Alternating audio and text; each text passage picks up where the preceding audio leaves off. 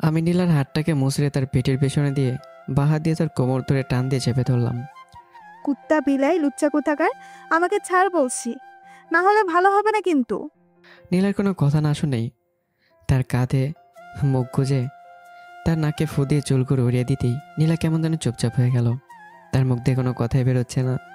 তারপর আমি তার কানের কাছে মুখ নিয়ে বললাম, এই যে বউজান, এমন চুপচাপ থাকতে পারো না? সারাক্ষণ রাগারাগি করলে কি রোমান্স করা যায়? আমার কথা শুনে নীলা ভয় পেয়ে একটা ঢোক গেলে নরম সুরে বলে, দেখো আহমেদ, ভালো হচ্ছে না কিন্তু, আমাকে ছেড়ে দাও, কেউ দেখলে সমস্যা হতে পারে। দেখলে দেখবে, এতে সমস্যা কেন হবে? আমরা তো স্বামী স্ত্রী। আচ্ছা এটা বাদ দাও, যেটার জন্য তোমাকে এখানে নিয়ে আসলাম। কিসের জন্য? সামনে আকাশের দিকে তাকাও। নীলা আমার কথা মতো আকাশের দিকে তাকাতেই দেখে পূর্ব দিগন্তে পরিষ্কার নীল আকাশে আবছা আবছা করে হলদে রঙ উঁকি দিচ্ছে। এই ভোরের শহরে ঠান্ডা হওয়াতে দূষিত শহরটা এখন পুরো নিস্তব্ধতায় ছেয়ে আছে। আর এই নিরিবিলি শান্ত পরিবেশটা আরো সুন্দর করতে আড়াল থেকে আস্তে আস্তে হলদে সূর্যটা উদিত হচ্ছে। এই দৃশ্যটা দেখে নীলা চিৎকার দিয়ে বলে ওঠে, ওয়াও, এত সুন্দর দৃশ্য আমি আগে কখনো দেখিনি। সত্যি খুব অসাধারণ দৃশ্য। মনের মাঝে এক অজান্তে শান্তি বিরাজমান করছে। আর যে অনুভূতি কাজ করছে ওটা আসলে প্রকাশ করার মাধ্যমে খুঁজে পাচ্ছে না। এই দৃশ্য দেখবে কি করে? ঘুম থেকে তো উঠো 8টা বাজে। আমি এত কিছু জানি না, কাল থেকে আমাকে সূর্য ওঠার আগে ডেকে দিবা। এই মনোরম সুন্দর প্রকৃতির মাঝে চায়ের কাপে ডুব দিয়ে সকালটা অনুভব আমি প্রতিদিন করতে চাই। তার থেকেও আরও ভালোভাবে প্রকৃতি উপভোগ করা যায়। কিভাবে? এই নীল আকাশের নিচে শান্ত পরিবেশে ঠান্ডা হওয়ার মাঝে প্রিয় মানুষটার হাতে হাত রেখে কাঁধে মাথা গুজে নতুন দিনের নতুন সূর্য দেখতে আরও বেশ মজার হবে। একদম বাজে অনুভূতি, তার থেকে ভালো আমার আইডিয়া। তাই তোমার কাজ আজ থেকে আরেকটা বাইলো, আমাকে সূর্য ওঠার আগে ডেকে দিবা। নীলা হয়তো এতক্ষণ খেয়াল করেনি সে আমাকে তুমি করে ডাকছে। আমি নাকি আগে থেকে খেয়াল করছিলাম। বিশেষ করেন এই নিজের বইয়ের মুখে তুমি ডাকতে শুনতে আলাদা এক ভালো লাগা কাজ করে, যেটা কাউকে বোঝানো সম্ভব নয়। আমি মাথা নাড়ালাম। ওই শয়তান কুত্তা, এখনো এভাবে দাঁড়িয়ে থাকবা নাকি আমাকে ছাড়বা? আমি নীলার কথায় হকচকে নীলাকে ছেড়ে দিলাম। ও সরি সরি, বুঝতে পারিনি। হয়েছে হয়েছে, দুনিয়ার লুচ্চামি করে এখন আসছে আমাকে সরি বলতে। আমি লুচ্চামি করলাম আর বউয়ের সাথেই করছি, তাতে আপনার কি? তাছাড়া লুচ্চামির এখনো কিছু দেখেননি মিসেস নীলা। থাক থাক, তুই যে হারে লুচ্চা, আমি আর কিচ্ছু দেখতে চাই না। আমিও লুচ্চামো করতে চাই না। আপনি আমাকে অপমান করা ছেড়ে দিন, আমি আপনার সাথে লুচ্চামি করাও ছেড়ে দেবো। এটা বলে আমি ছাদ থেকে নেমে নিচে চলে আসলাম। এদিকে নীলা আমার কথাগুলোর আগামাথা না বুঝতে পেরে সেও নিচে চলে গেল। তারপর প্রতিদিনের মতো ফ্রেশ হয়ে নাস্তা করে দুইজন মিলে অফিসে চলে গেলাম। অফিসে গিয়ে আমি আমার কেবিনে চলে গেলাম। তারপর নিজের মতো কাজ করতে লাগলাম। এমন সময় রাফি এসে বলে, কি খবর ভাই? আপনি তো এখন খুব ভাব নিয়ে চলেন, খোঁজ খবর নেওয়ার টাইম পান না মনে হয়। কি আর কমো ভাই, তোদের ম্যাডাম যে প্যারা দেয়, ইচ্ছে করে চাকরি ছেড়ে দিতে, কিন্তু পারছি না।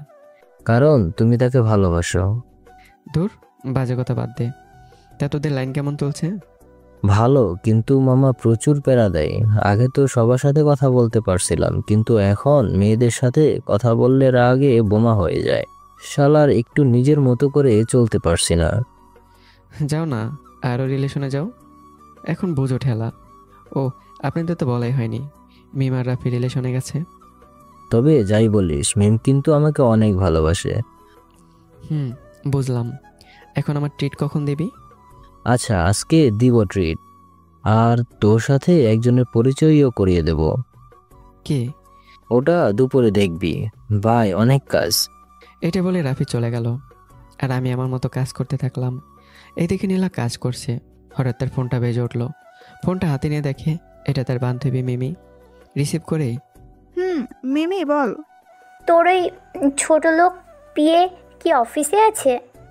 মিমির মুখে ছোট লোক কথাটা শুনেই নীলা মুখ কালো করে ফেললো। কিন্তু সেটা বুঝতে না দিয়ে মিমিকে বলল, কেন, কি হয়েছে? আহমদ কি করছে? না কিছু হয়েছে, না কিছু করছে।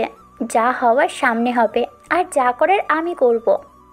তোর কথা তো আমি কিছু বুঝতে পারছি না। সময় হলেই বুঝতে পারবি। এখন রাখি রে দোস্ত, মিটিংয়ের সময় হয়ে গেছে। এদিকে নীলা মিমির কথাগুলো ভাবছে। মিমি এটা কী করতে চাচ্ছে আমার সাথে? মিমির কথা শুনে মনে হচ্ছে অনেক রেগে আছে।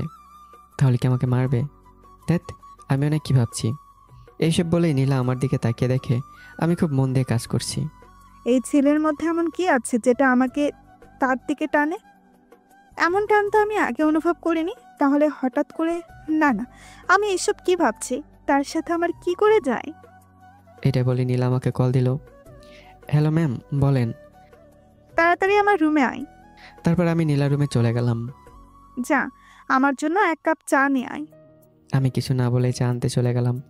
তারপর কিছুক্ষণের মধ্যেই চা নিয়ে ম্যামকে দিলাম। ম্যাম, এই নিন আপনার চা।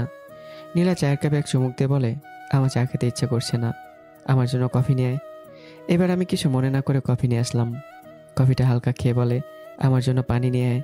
আমি টেবিল থেকে পানি নিয়ে দিতে গেলে বলে, আমি এটা না, ঠান্ডা পানি নিয়ে আয়, তাও 5 মিনিটের মধ্যে, এবং দোকানের মিনারেল ওয়াটার হওয়া চাই। ম্যাম আপনি কি করতে চাইছেন বলেন তো? আমি আবার কি করতে চাইছি? কী কী লাগবে তা লিস্ট করে দেন, আমি নিয়ে আসছি। এভাবে একবার যাবো একবার আসবো, এমনটা করতে আমি আর পারছি না। 4 মিনিটের মধ্যে আমি পানি আমার টেবিলে চাই। হ্যাঁ? যত কথা বলবি তত মিনিট কমবে। আমি নীলা ম্যামের কথা শুনে দিলাম এক দৌড়। এইদিকে নীলা আমার দৌড় দেখে আসতে লাগলো। পাগল একটা, কেন জানি আসুকে জ্বালাতে ভালো লাগছে। এইদিকে আমার এমন দৌড়ানি দিকে অফিসে সবাই আমার দিকে কেমন করে যেন তাকিয়ে আছে, কিন্তু আমার সেই দিকে খেয়াল নেই। আমি এক দৌড়ে অফিস থেকে বের হয়ে দোকান থেকে পানি নিয়ে আবারও দৌড়াতে শুরু করলাম। শালি ডাইনি, আমার সাথে মজা করা? দাঁড়াও জানো, আমিও কম না, আমার প্রতিশোধ আমি নেব। এটা বলতে বলতে দৌড়ে নীলার কেবিনে গিয়ে হাঁপাতে হাঁপাতে নীলা ম্যাডামকে বললাম, এই নিন আপনার পানি। নীলা আমার দিকে তাকিয়ে একটা শয়তানি হাসি দিয়ে বলে, আমার না এখন পানি খেতে ইচ্ছে করছে না। একটা কাজ কর, পানিটা তুই খেয়ে নে। নীলার কথা শুনে অনেকটা রাগ হলো। বিশ্বাস করেন, এখন ইচ্ছে করছে একটা থাপ্পড় দিয়ে নীলার গাল লাল করে দেই। এদিকে নীলা আমার অবস্থা দেখে মুসকে মুসকে হাসছে। আমি পানি খাবার খেয়ে জেনে রুম থেকে বেরোতে যাব, তখনই মাথায় একটা শয়তানি বুদ্ধি আসলো। আমাকে জ্বালানো, তাই না? দেখাচ্ছি মজা। আমি নীলার দিকে ঘুরে বললাম, ম্যাম একটা কথা বলবো, রাগ করবেন না তো? রাগ করার মতো হলে রাগ তো করবো। আচ্ছা রাগ করা লাগবে না, শুধু যেমনটা বলছি তেমনটা করেন। আমি কেন তোর কথা শুনবো? ভুলে যাস না আমি কে তোর। আর চুপ করে বসে থাকেন, নড়লে কিন্তু আপনার মুখে উঠবে। আমার কথা শুনে নীলা একটু শক্ত করে বসলো আর আমতা আমতা করে বলল, তুই কি বলতে চাইছিস ঠিক করে বল। আমি বলতে চাইছি আপনার চুলের মাঝে টিকটিকে আছে। এটা বলতে চিৎকার দিয়ে বলল, আল্লাহ আমারে বাঁচাও। নীলা ভয় পেয়ে যখন উঠতে যাবে তখন আমি বললাম, ম্যাম লাফালাফি করলে কিন্তু ভেতরে ঢুকে যেতে পারে। আমার কথা শুনে নীলা চুপ হয়ে বসে রইল আর বলতে লাগলো, তাড়াতাড়ি আমার চুল থেকে টিকটিকি সরানোর ব্যবস্থা কর আহমেদ, প্লিজ। আচ্ছা একটু চুপচাপ বসে থাকেন তো, একদম লাফালাফি করবেন না, নাহলে বুঝতে পারছেন। না না, আমি একদম নড়বো না, তুই ফেলে দে না প্লিজ। তারপর আমি নীলার পিছনে গিয়ে বললাম, ম্যাম পিছনে তাকানোর চেষ্টা করবেন না, সোজা সামনের দিকে তাকান। আমার কথা শুনে নীলা, তাকাচ্ছি। এদিকে আমি মুচকে একটা হাসি দিয়ে নীলার মাথা 2 হাত দিয়ে ধরে সে কিছু বোঝার আগেই তার গালে পাপ্পি দিলাম একটা দৌড়। এদিকে নীলা এমন ধোকা হবে সেটা সে কল্পনা করতে পারেনি। সে আমার দিকে রাগি চোখে তাকিয়ে বলে, কুত্তা বিলাই হনুমান লুচ্চা, তুই এটা আমার সাথে কি করলি কুত্তা? কেন গো, ভালো লাগেনি বুঝি? আরেকটা দেবো নাকি? এই দিয়ে যা আরেকটা। না, এখন মুড চলে গেছে। এটা বলে চোখ টিপ দিয়ে রুম থেকে চলে গেলাম নিজের কেবিনে। এদিকে নীলা আমার চলে যাওয়ার দিকে তাকিয়ে ভাবছে, আচ্ছা আমি এমনটা কেন করছি? আহমেদ আমার সামনে আসলে কেন জানি ভালো লাগে। সে আমার সাথে দুষ্টুমি করলে রাগ দেখাতে ভালো লাগে, কিন্তু অপমান করতে নয়। এখন আমি তার সাথে মজা করছিলাম, আমার খুব ভালো লাগে তাকে জ্বালাতে। আর সেও আমার সাথে কত বড় মজা করলো, অথচ চাইলেই আমি তার সাথে খারাপ ব্যবহার করতে পারতাম, কিন্তু পাচ্ছি না কেন? তার মানে কি? আচ্ছা সেও কি আমাকে নিয়ে কিছু ভাবে, নাকি এমনি আমার সাথে এমন করে? আমাদের মনে কি আমার জন্য কিছু আছে? নীলা এইসবই ভাবছে। এইদিকে আমি কেবিনে বসে কাজ করছি, তখন আমার ফোনে একটা ফোন আসলো। আমি তাকে দেখি নয়ন। হ্যাঁ নয়ন, বলো কি হয়েছে? স্যার একটা সমস্যা হয়েছে। ওটাই বলো, সমস্যা ছাড়া তো আমাকে কল দিবে না তুমি। স্যার মিটিং শেষ করেছি, ভালো হয়েছে। এখন আপনার সাইন লাগবে? কেন, বাবা কই? তিনি করছে না? না ম্যাম বলেছে বর্তমানে এমডি সাইন করতে হবে, নাহলে টেন্ডার পেতে সমস্যা হবে। ওকে, অফিসে নিচে চলে আসো, আমি আসছি। স্যার আমি আছি অফিসের নিচে। ওকে তাহলে দাঁড়াও। এটা বলে আমি কেবিন থেকে বের হয়ে নীলার রুমে গেলাম। কি জন্য এসেছিস কুত্তা? আমি নীলার মুখ দেখে বুঝতে পারছি একটু আগের কাজের জন্য রাগ হচ্ছে। আমার একটু 10 মিনিটের জন্য ছুটি লাগবে। অফিস থেকে যাবো আর আসবো। আচ্ছা যা। ধন্যবাদ ম্যাম। এটা বলে আমি কেবিন থেকে চলে গেলাম। কিছুক্ষণ পর অফিস থেকে বের হয়ে রেস্তোরাঁতে গিয়ে প্রথম আইসক্রিম অর্ডার দিলাম প্যাক করে রাখতে। আর তারপর নয়নের সাথে দেখা করলাম। তারপর ফাইলটাতে সাইন করে নয়নকে দিলাম। স্যার এখন থেকে আপনার প্যারা বাড়বে। কেন? স্যার অফিসের কাজ বেড়ে গিয়েছে, আবার প্রতিদিন একটা না একটা কোম্পানির ডিল করার জন্য রাজি হচ্ছে। সমস্যা নেই নয়ন, তোমরা মন দিয়ে কাজ করো আর আমার ফাইল বাবাকে পাঠিয়ে দিও। আর যেগুলোতে সাইন লাগে এখানে এসে কল দিয়ে আমি চলে আসবো। Okay sir. স্যার একটা কথা বলি, বলো। আমি প্রথম আপনার মতো একটা ছেলে দেখলাম যারা এত বড় কোম্পানি থাকতে আরেকটা কোম্পানিতে চাকরি করে, আবার এর ফাঁকে নিজের অফিসটাও দেখেন। স্যার আল্লাহ আপনাকে কী দিয়ে বানিয়েছে? আমি নয়নের কথা শুনে একটা শয়তানি হাসি দিলাম আর বললাম, আল্লাহ আমাকে মাটি দিয়ে বানিয়েছে, কিন্তু এসব আমি ইচ্ছে করে করছি না। সব বাবা মার জন্য করছি। তারাই আমার পৃথিবী। তারা আমাকে আলো দেখিয়েছে, আমাকে কোলে পিঠে করে মানুষ করেছে। আর প্রতিটি ছেলে মেয়েরই উচিত বাবা মায়ের কথা শুনে চলা, কারণ বাবা মা কখনো সন্তানের খারাপ চায় না। আর একটা কথা হয়তো জানো, বাবা মাকে কষ্ট দিলে আল্লাহর আরশ কেঁপে ওঠে, যেটা সন্তানের জন্য গজব নাজিল হতে বেশি দেরি হয় না। স্যার আপনি কথাগুলো ঠিক বলেছেন। আপনার মতো যদি সবাই বুঝতো তাহলে পৃথিবীতে আর যাই হতো বৃদ্ধাশ্রম হতো না। নয়ন, খারাপ আছে বলে ভালোর এত কদর। আশা করি কতটা বুঝতে পারছো। আমার টাইম হয়ে এসেছে, এখন তাহলে আসি। তারপর ম্যানেজারের থেকে আইসক্রিমের প্যাকটা নিয়ে যখনই বিল দিতে যাব, তখনই ম্যানেজার বলে, আরে স্যার, আপনি কেন বিল দিতে যাবেন? আপনি তো... আমি ম্যানেজারকে কিছু না বলতে দিয়ে বললাম, আমি কি এটা বড় কথা না, এখন আমি তোমার রেস্টুরেন্টের কাস্টমার, সো আমার বিল তোমাকে দিতে হবে আর তুমি নিবা। এটা বলে বিল দিয়ে অফিসে চলে গেলাম। এইদিকে আমি অফিস থেকে বের হওয়ার কিছুক্ষণ পরই নীলার ফোনে তার বান্ধবী মিমি আবার কল দেয়। কে বান্ধবী? তোমার এমডি দেখতে কেমন? দূর, তোর এই কথা বলিস না। সে আসেনি, এসব ছাড়। যেটা বলার জন্য তোকে ফোন দিয়েছি। বল, কিসের জন্য ফোন দিলি? তোর ওই বিয়েটা কি বিয়ে করেছে? নীলা মিমির মুখে এমন কথা শুনে কিছুটা চমকে গেল আর বলল, সে বিয়ে করছে নাকি করে নাই এটা তোর জেনে কি লাভ? লাভটা না হয় সময় হলেই জানবি। এখন শুধু ওর উপর নজর রাখবি, যাতে কোনো মেয়ের সাথে কথা না বলে। বাই, পরে কথা বলবো দোস্ত। এটা বলে মিমি কল কেটে দিল। এদিকে নীলা মিমির মুখে এমন কথা শুনে প্রচণ্ড রেগে যায়। ইচ্ছে করছে মিমির চুলগুলো ছেড়ে দিয়ে আসতে, কিন্তু এসব কেন হচ্ছে সে নিজেও জানে না। এইদিকে আমি অফিসে গিয়ে সোজা নীলার কেবিনের সামনে গিয়ে বললাম, আসতে পারি? আই। তার কেবিনে ঢুকে নীলার টেবিলের উপর আইসক্রিমের বক্সটা রাখলাম। এই নিন, আপনার জন্য এনেছি। আইসক্রিম? এটা বলে আমার দিকে তাকিয়ে আছে। আমি নীলার চাহনি দেখে অনেকটা ভয় পেয়ে গেলাম, কারণ তার চোখে স্পষ্ট রাগ দেখতে পাচ্ছি। এটা আমার জন্য আনতে তোকে কে বলছে?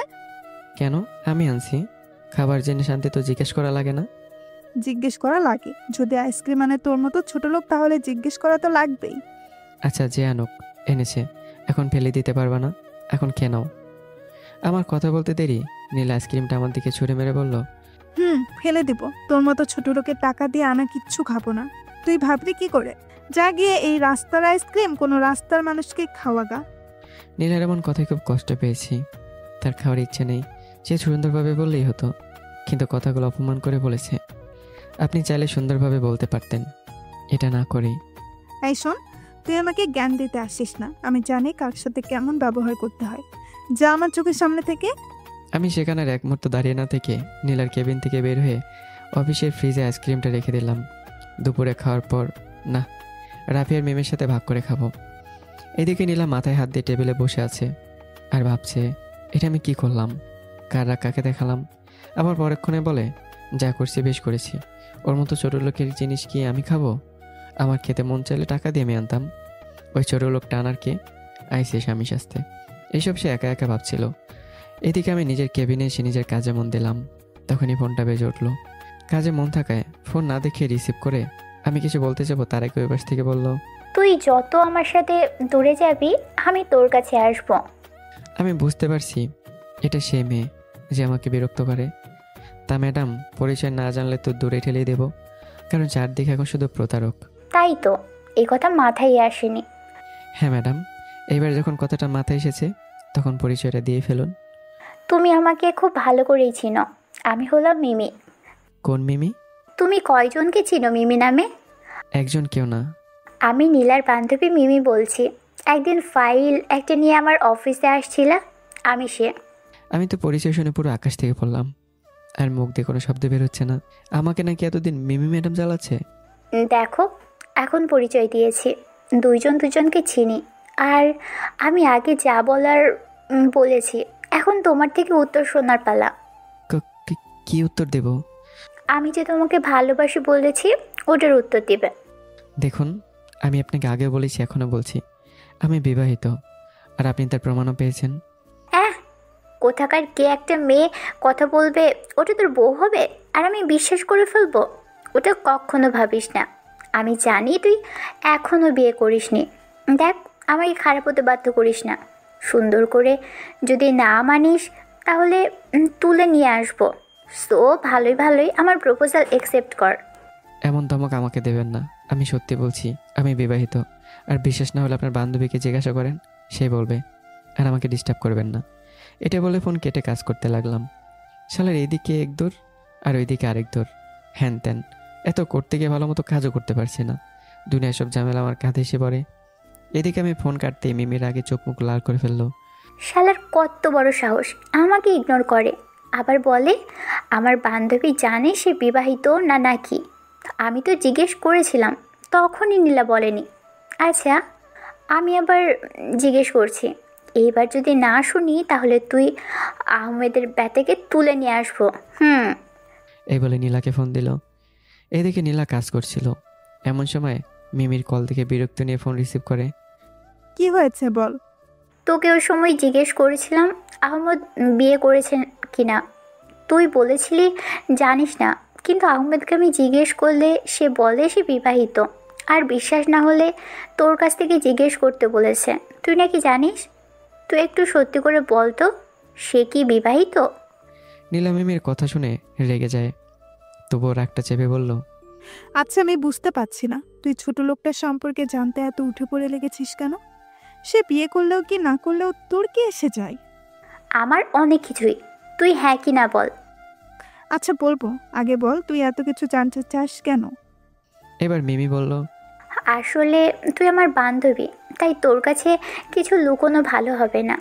তুই যেদিন আমার অফিসে আহমেদকে পাঠালি সেদিন থেকে ওকে আমার ভালো লাগে। কিন্তু অফিসের কাজে আমি বিদেশে চলে যাওয়াতে ওর সাথে যোগাযোগ করতে পারিনি। পরে বিদেশ থেকে এসে তোর নাম্বার জোগাড় করে ওকে অনেকবার বলেছি আমি ওকে ভালোবাসি, কিন্তু শালা আমারে পাত্তাই দেয় না। বলে সে বিবাহিত আর পরিচয় দিতে। আজকে পরিচয় দিলাম, কিন্তু তাও বলে সে বিবাহিত। দোস্ত, আমি জানি সে আমার থেকে দূরে থাকার জন্য মিথ্যা বলছে।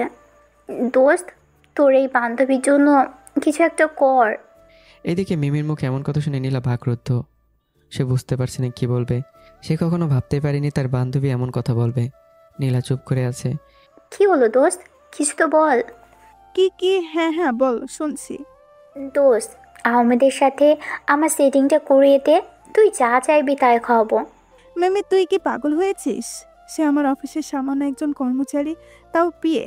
আর তুই কিনা তার সাথে? ছি, তোর রুচি এত খারাপ আমি ভাবতে পারিনি।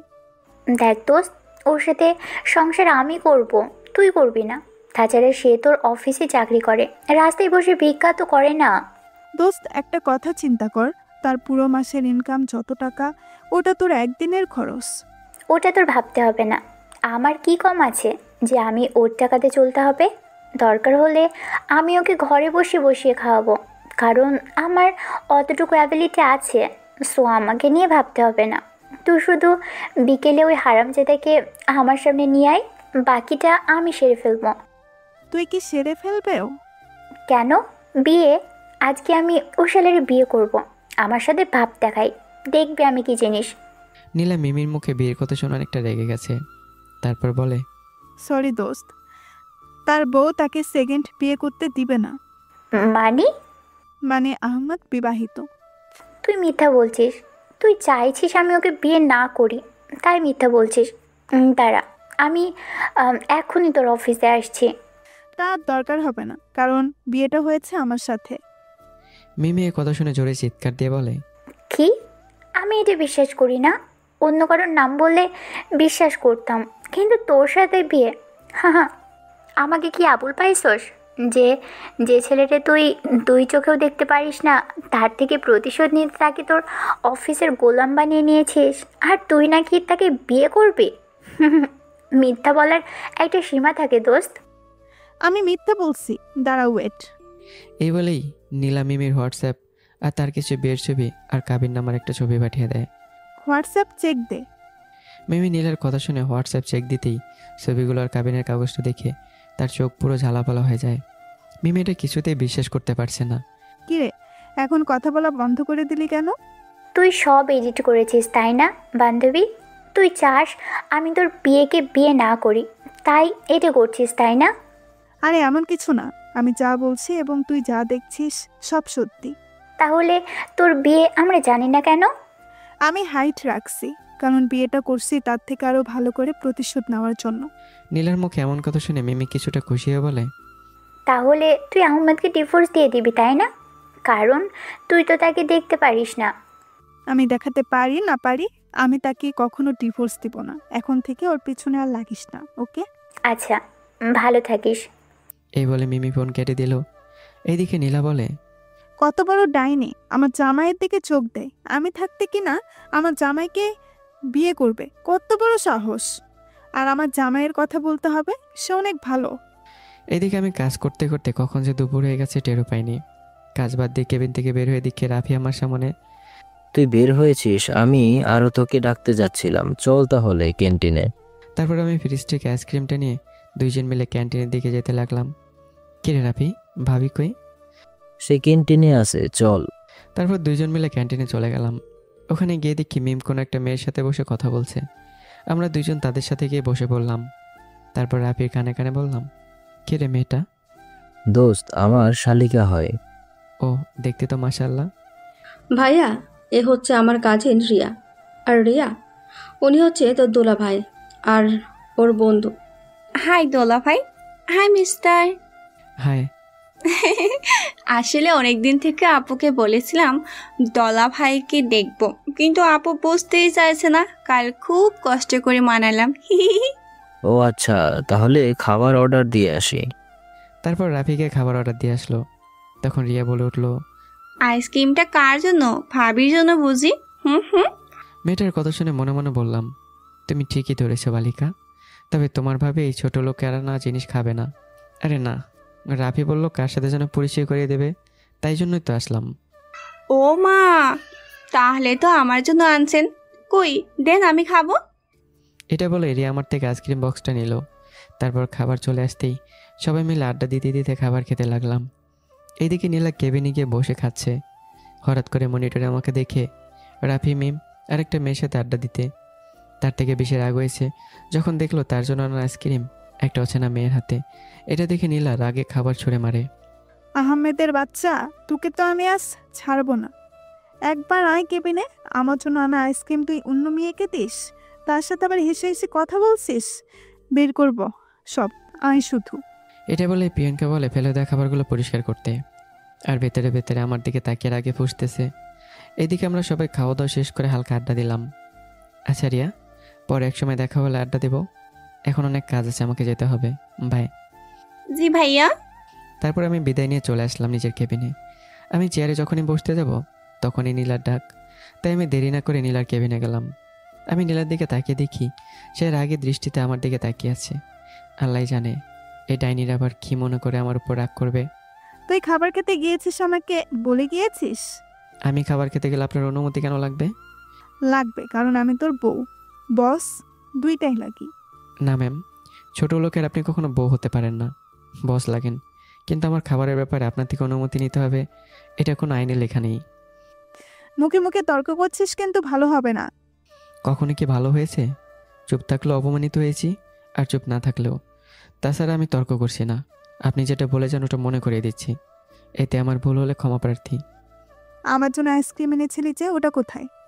খেয়ে ফেলেছি বন্ধুরা মিলে। মিথ্যা বলবি না, ওটা তুই একটা মেয়েকে দিয়েছিস। তো এখানে আপনার কি সমস্যা? সমস্যা নেই মানে? তুই আমার জন্য জিনিস এনে ওটা অন্য মেয়েকে দিবি কেন? ওটা আপনার জন্য আনিনি ম্যাম, একজনের জন্য এনেছিলাম। বাট উনি নাকি আমার মতো ছোটো লোক, চাকর, লুচ্চার কেনা কিছু খেতে পারবে না। তার নাকি এসব খেতে রুশিতে বাঁধবে। আর তাই উনি ওটা ময়লা ভেবে আমার গায়ে ছুঁড়ে মেরেছে। সো এই আইসক্রিমটা আমার, আমি এনেছি, আমার যাকে ইচ্ছে তাকে দেবো। এতে কারো কোনো সমস্যা থাকলে ওটা ওনার ব্যাপার। নীলা আমার কথা শুনে আমার কলার ধরে দেয়ালের সাথে চেপে ধরে বলে, খুব কথা বলতে শিখে গিয়েছিস তাই না? তো সমস্যা কি? ছাড়েন আমাকে, আমার কোনো সমস্যা নেই, ছাড়ুন বলছি ম্যাম। ছাড়বো না। তুই কি করতে পারবি করে নে। অনেক দেমাক হয়েছে তোর। আমার জন্য আনা জিনিস অন্য মেয়েকে দেওয়া, তাই না? আপনি তো ছুঁড়ে ফেলে দিয়েছেন, তাহলে কেমন ওটা আপনার জিনিস হলো? তোর ওই মুখ থেকে যদি আরেকবার আপনি শুনি তাহলে তোর এমন হাল করব যেটা তুই নিজে কখনো ভাবতে পারবি না। তাহলে কি বলবো? কেন? সব স্বামী তার স্ত্রীকে যেইভাবে ডাকে আদর করে রোমান্টিক ভাবে। কিন্তু আমরা তো বস আর কর্মচারী। তোর বস আর কর্মচারীর গুষ্টি মারি। তোকে যেটা বলতে বলছি ওটা মানে তুমি করে ডাকবি, তা না হলে কি? আমি কখন আর কিছু বলতে পারলাম না। তার আগেই আমার ঠোঁট জোড়া নীলা দখল করে নিল। কিছুক্ষণ পর আমাকে ছেড়ে দিয়ে আমার বুকে মাথা রেখে শক্ত করে জড়িয়ে ধরে বলে, দুপুরে কিছু খাইনি, না যাও আমার জন্য খাবার নিয়ে আসো। এটা বলে আমার গালে একটা পাপ্পি দিয়ে আমাকে ছেড়ে দিল। আমি এতক্ষণ চুপ ছিলাম। নীলার কাজে আমি অনেকটা অবাক। তার শোয়াতেই আমি পুরো পাথর হয়ে গেছিলাম। মুখ দিয়ে শব্দ বেরোচ্ছিল না। সে এখন ছাড়তে কিছুটা স্বাভাবিক হয়ে বললাম, টাকা দেন।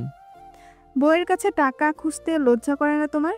একে তো বউকে না বলে অন্য মেয়েদের সাথে হেসে নিজের পেট ভরে এসেছো, আবার বউয়ের জন্য খাবার আনতে বউ থেকে টাকা খোঁজো। আমি তো এখানে আমার বউকে খুঁজে পাচ্ছি না। তাছাড়া আমি বউ পাবোই কোথায় যেখানে আমার বউই নেই?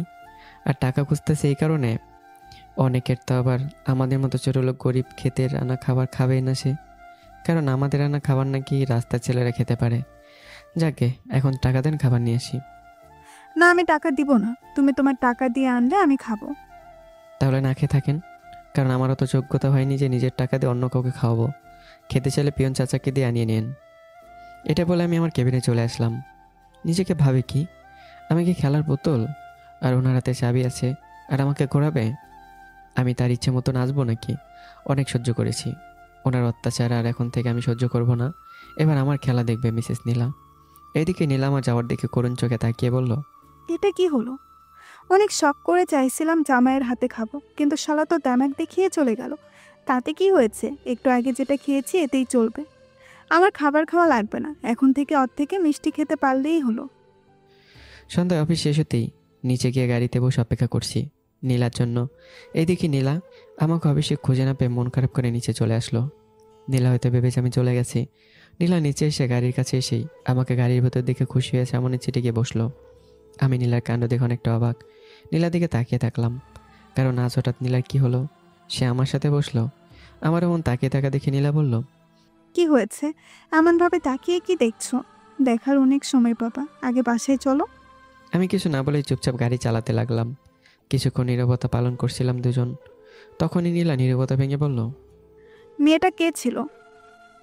আমি নীলার কথা শুনেও না শোনার মতো করে গাড়ি চালাচ্ছি। আমার এখন ইচ্ছে করছে না নীলার সাথে কথা বলতে। এখন কেন, আর কখনো ইচ্ছে করছে না নীলার সাথে কথা বলতে। আমাকে ভাবে কি আমি তার গোলাম? হয়তো চুক্তির গোলাম, কিন্তু সব তো আর জানে না আমি আমার পরিবারের আদেশ মানছি। না হলে এইসব চুক্তি মুক্তি আমার পায়ের নিচে রাখি। আমার এমন চুপচাপ টাকা দেখে নীলা রেগে বলল, কি হল আহমেদ? আমি তোমাকে কিছু জিজ্ঞাসা করেছি, উত্তর দাও। মেয়েটা কে ছিল? এবার বললাম, কোন মেয়ে? যাকে তুমি আমার আইসক্রিমটা দিয়েছো। ম্যাডাম, প্রথমত ওটা আপনার আইসক্রিম ছিল না, ওটা হচ্ছে একটা ছোট লোক ক্ষেত রাস্তার ছেলেরা না আইসক্রিম ছিল। আর এটা সে যাকে ইচ্ছে তাকে দেবে, এতে কারো সমস্যা দেখছি না। আর দ্বিতীয়ত, মেয়েটাকে ওটা বলার কোনো কারণে আমি দেখছি না। আমার কথা শুনে নীলা হালকা নরম গলায় বলল, আসলে সরি, তখন একজনের উপর অনেক রাগ হচ্ছিল, আর সেই সময় তুমি আইসক্রিম নিয়ে হাজির হয়েছিলে। তখন রাগ কন্ট্রোল করতে না পেরে সব রাগ তোমার উপর দেখালাম। এই জন্য আমি অনেক অনেক সরি। নীলার এমন কথায় আমি আর চোখে নীলার দিকে একবার তাকিয়ে আবারও সামনের দিকে তাকালাম। আর ভাবছি, আমার পাশে বসে মেয়েটা কি সত্যি নীলা, নাকি তার কোনো বহুরূপী?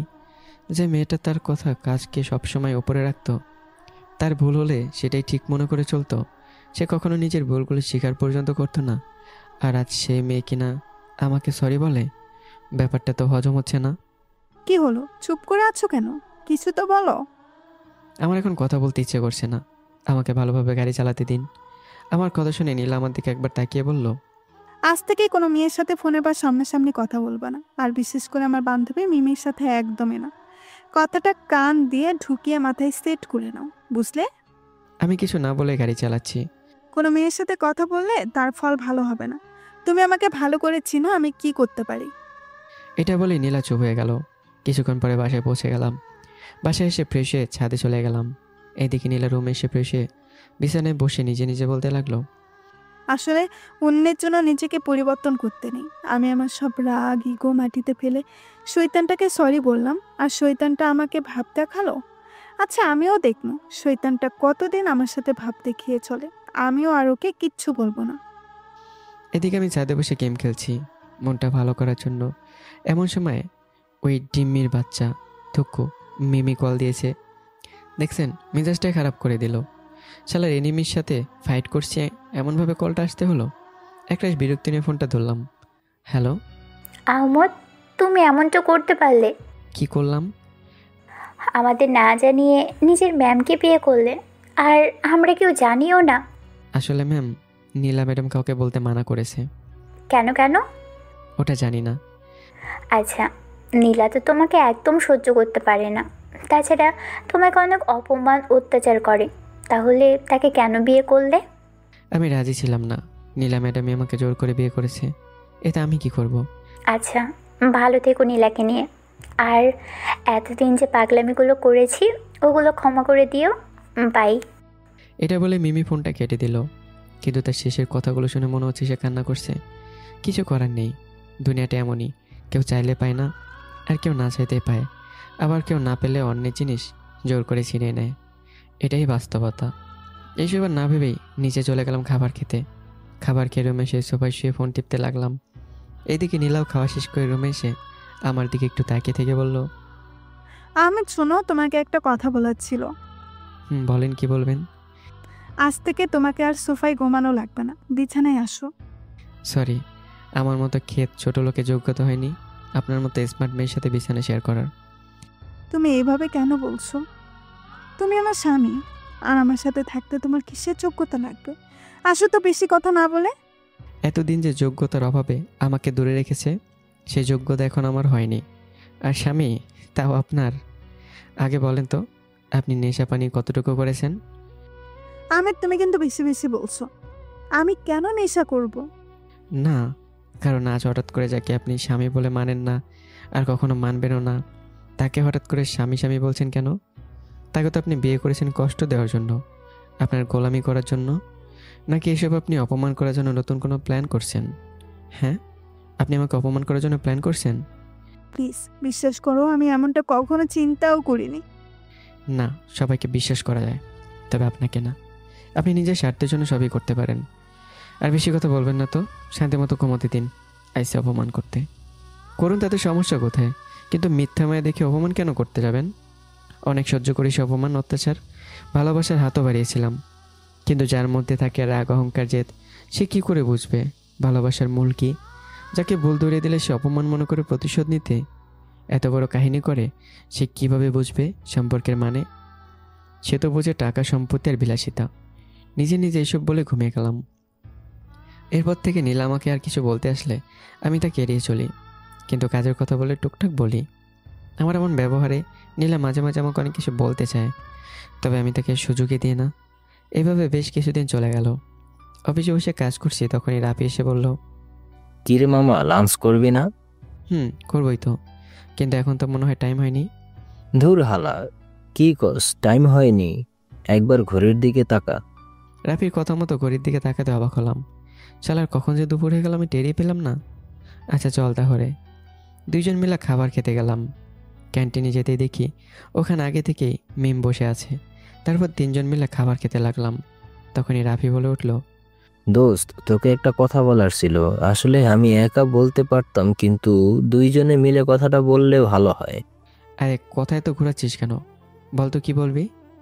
আসলে আমাদের রিলেশনের কথাই পরিবারকে জানিয়েছি, তারাও রাজি। এটা তো ভালো কথা। তা বিয়ে কখন? জি ভাইয়া, সামনের শুক্রবার বিয়ে। আম্মু একা বাসায় থাকতো, তাই তাড়াতাড়ি বিয়েটা করে ফেলতে হচ্ছে। এখন তোকে যেটা বলছিলাম, বৃহস্পতিবার সকাল আঙ্কেল আন্টি রুহিকে সাথে নিয়ে চলে যাবি। আর তোর ওখানে অনেক কাজ, বুঝলি? দোস্ত আমি যেতে পারি, সমস্যা হলো তোদের ম্যাডাম কি ছুটি দেবে? ওটা আমি দেখে নেব। আর আমরা কাল থেকে আর অফিসে আসতে পারবো না, বুঝতে তো পারছিস। বুঝেছি। তারপর তিনজন মিলে টুকটাক কথা বলছি, তখন এই পিছন থেকে কেউ বলল, হাই দলা ভাই। ভাইয়া কেমন আছো? আমরা পিছনে তাকাতে দেখি এটা রিয়া। আরে রিয়া, তা কি মনে করে আসলে? কেন মিস্টার, এখানে কি আমার আশা মানা? আরে না, আপনার আশা মানা হতে যাবে কেন? আরে তুই দাঁড়িয়ে কেন? আয় বস। রিয়া এসে আমার পাশে বসলো। আসলে বাড়ি ফিরছিলাম, হঠাৎ মনে চাইলো দলা ভাইয়ের সাথে একটু দেখা করে আসি, তাই আসলাম। এসে দেখি তোমরা এখানে বসে বসে আড্ডা দিচ্ছ।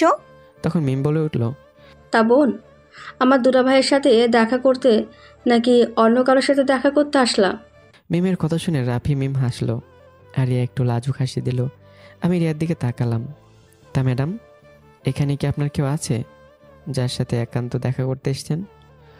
এখনো হয়নি, তবে খুব তাড়াতাড়ি হবে। ও তাহলে তো ভালো, বিয়ে একসাথে দুইটা খেতে পারবো। এটা বলে চারজন এসে দিলাম। তারপর আরও কিছুক্ষণ আড্ডা দিয়ে আমাদের তিনজন থেকে রিয়া বিদায় নিয়ে চলে গেল। আর আমরা অফিসে ঢুকে আমরা তিনজন দাঁড়িয়ে গেলাম, কারণ আমাদের সামনে নীলা দাঁড়িয়ে আছে আর আমার দিকে রাগি চোখে তাকিয়ে আছে। তারপর নীলা চোখ দিয়ে ইশারা করতেই রাফি আর মিম মানে কেটে গেল। এদিকে আমার অবস্থা খারাপ হতে লাগলো। যে অগ্নি দৃষ্টিতে তাকিয়ে আছে, মনে এক্ষুনি তার ভিতরে জ্বলন্ত আগুন দিয়ে আমাকে পুড়িয়ে ছাই করে দেবে। আমি একটা ডোক গেলে নিজেকে সামলে সামনের দিকে হাঁটা ধরলাম। আমি যখনই নীলাকে পাশ কেটে আসতে যাব, তখনই নীলা আমার বাঁ হাত ধরে ফেললো। এতে আমি অবাক না হলেও পুরো অফিসের সবাই আমাদের দিকে অবাক হয়ে তাকিয়ে আছে। ম্যাম, হাত ছাড়ুন, সবাই দেখছে। সবাই দেখলে আমার কি? অনেক দিন ধরে তোর তামাশা দেখছি, কিচ্ছু বলছি না দেখে কি যা ইচ্ছে তাই করবি? ম্যাম, এখানে সিন ক্রিয়েট করবেন না, সবাই খারাপ কিছু ভাববে। যা বলার আমি আপনার কেবিনে যাচ্ছি, ওখানে বলবেন। আমার কথা শুনে নীলার আগে চিৎকার দিয়ে বলল, এখন তোর থেকে শিখতে হবে আমার, আমি কোথায় সিনক্রেট করব কিনা। নীলার এক চিৎকারে পুরো অফিস নিস্তব্ধ হয়ে গেল। সবাই আমাদের দিকে তাকিয়ে আছে, যেন এখানে সিনেমা শুটিং চলছে। দেখুন ম্যাম, একটু মাথা ঠান্ডা করেন। মাথা এতদিন ঠান্ডা রেখেছি আর রাখতে পারছি না। চারপাশে যেসব নাটক তুই শুরু করছিস, সেটা আমি কি করে মাথা ঠান্ডা করে বসে থাকি তুই বল? কিসব আবল তাবল বলছেন? আপনার মাথা ঠিক আছে তো? না, আমার মাথা ঠিক নেই। তোর জন্য আমার মাথা ঠিক নেই। তোকে না বলছি কোনো মেয়ের সাথে কথা বলবি না, তারপরেও কেন বাহির থেকে একটা মেয়ে এসে তোর সাথে হেসে হেসে কথা বলবে? নীলার কথা শুনে আমি নীলার থেকে আমার হাত ছাড়িয়ে বললাম, আমি কার সাথে কথা বলবো না কার সাথে কি বলবো সেটা আমার একান্ত ব্যাপার। বসের মতো থাকেন, মাইন্ড ইট। এটা বলে আমি আমার কেবিনে চলে আসলাম। এইদিকে আমার এমন কথা শুনে নীলা রেগে আমার যাওয়ার দিকে একবার তাকিয়ে অফিসের চারপাশে তাকাতেই দেখে সবাই কাজ বাদ দিয়ে তার দিকে তাকিয়ে আছে। তখনই নীলা বলল, কি হলো, সবাই হাঁ করে তাকিয়ে আছেন কেন? যান, যে যার কাজে যান। এটা বলে নীলা আমার কেবিনের দিকে রাগে গজগজ করতে করতে আসতে লাগলো। এদিকে মিম আর রাফি একে অপরের দিকে তাকিয়ে আছে। এটা কি হলো? আমি কি করে জানবো? তবে ম্যামকে দেখে মনে হচ্ছে আমরা যে নিচে বসে আড্ডা দিয়েছিলাম ওটার জন্য রেগে আছে। আরে বোকা, ওটা হলে তো আমাদের বকতো, কিন্তু আমাদের কিছু বলেনি, শুধু আহমেদকে। নিশ্চিত ওখানে কিছু রহস্য আছে। আমার মনে হয় নীলা ম্যাম আহমেদকে পছন্দ করে। হয়তো হতে পারে। আচ্ছা, আহমেদের সাথে দেখা হলে জিজ্ঞেস করবি নে। নীলা আমার কেবিনে এসে আমাকে কিছু বলার সুযোগ না দিয়ে আমার শার্টের কলার ধরে দেয়ালের সাথে চেপে ধরলো। তুই আমার হাজব্যান্ড, আর আমি তোর স্ত্রী হিসেবে তোর লাইফে যা হবে না হবে সব কিছুর উপর অধিকার আমি জমাবো, এবং তুই কি করিস না করিস এটা জবাব আমি চাই, আর তুই দিতে বাধ্য। এটা কি করছেন আপনি? চুপ, একদমই চুপ, কোনো কথা বলবি না। তোর ইগোর আমি অনেক সহ্য করেছি, ভাবছিলাম ভালো হয়ে গেলে সব ঠিকঠাক হবে, কিন্তু আমি ভালো হয়ে গেলেও তুই হলি না, তাই তোকে ঠিক পথে আনার জন্য আমাকে পাকা হতে হবে। এখন থেকে দেখবি এই নীলা কি করতে পারে। মেয়েটা কে? আমি নীলার কথায় পাত্তা না দিয়ে চুপচাপ রইলাম। রাগ জেদ আমিও দেখাতে পারি, ও একটা মেয়ে হয়ে যদি এত কিছু করতে পারে, আমি ছেলে হয়ে কেন রাগ দেখাতে পারবো না? কি হলো কুত্তা, বল ওই ডাইনিটা কে? এবার আমার গলা চেপে ধরেই বললো কথাটা।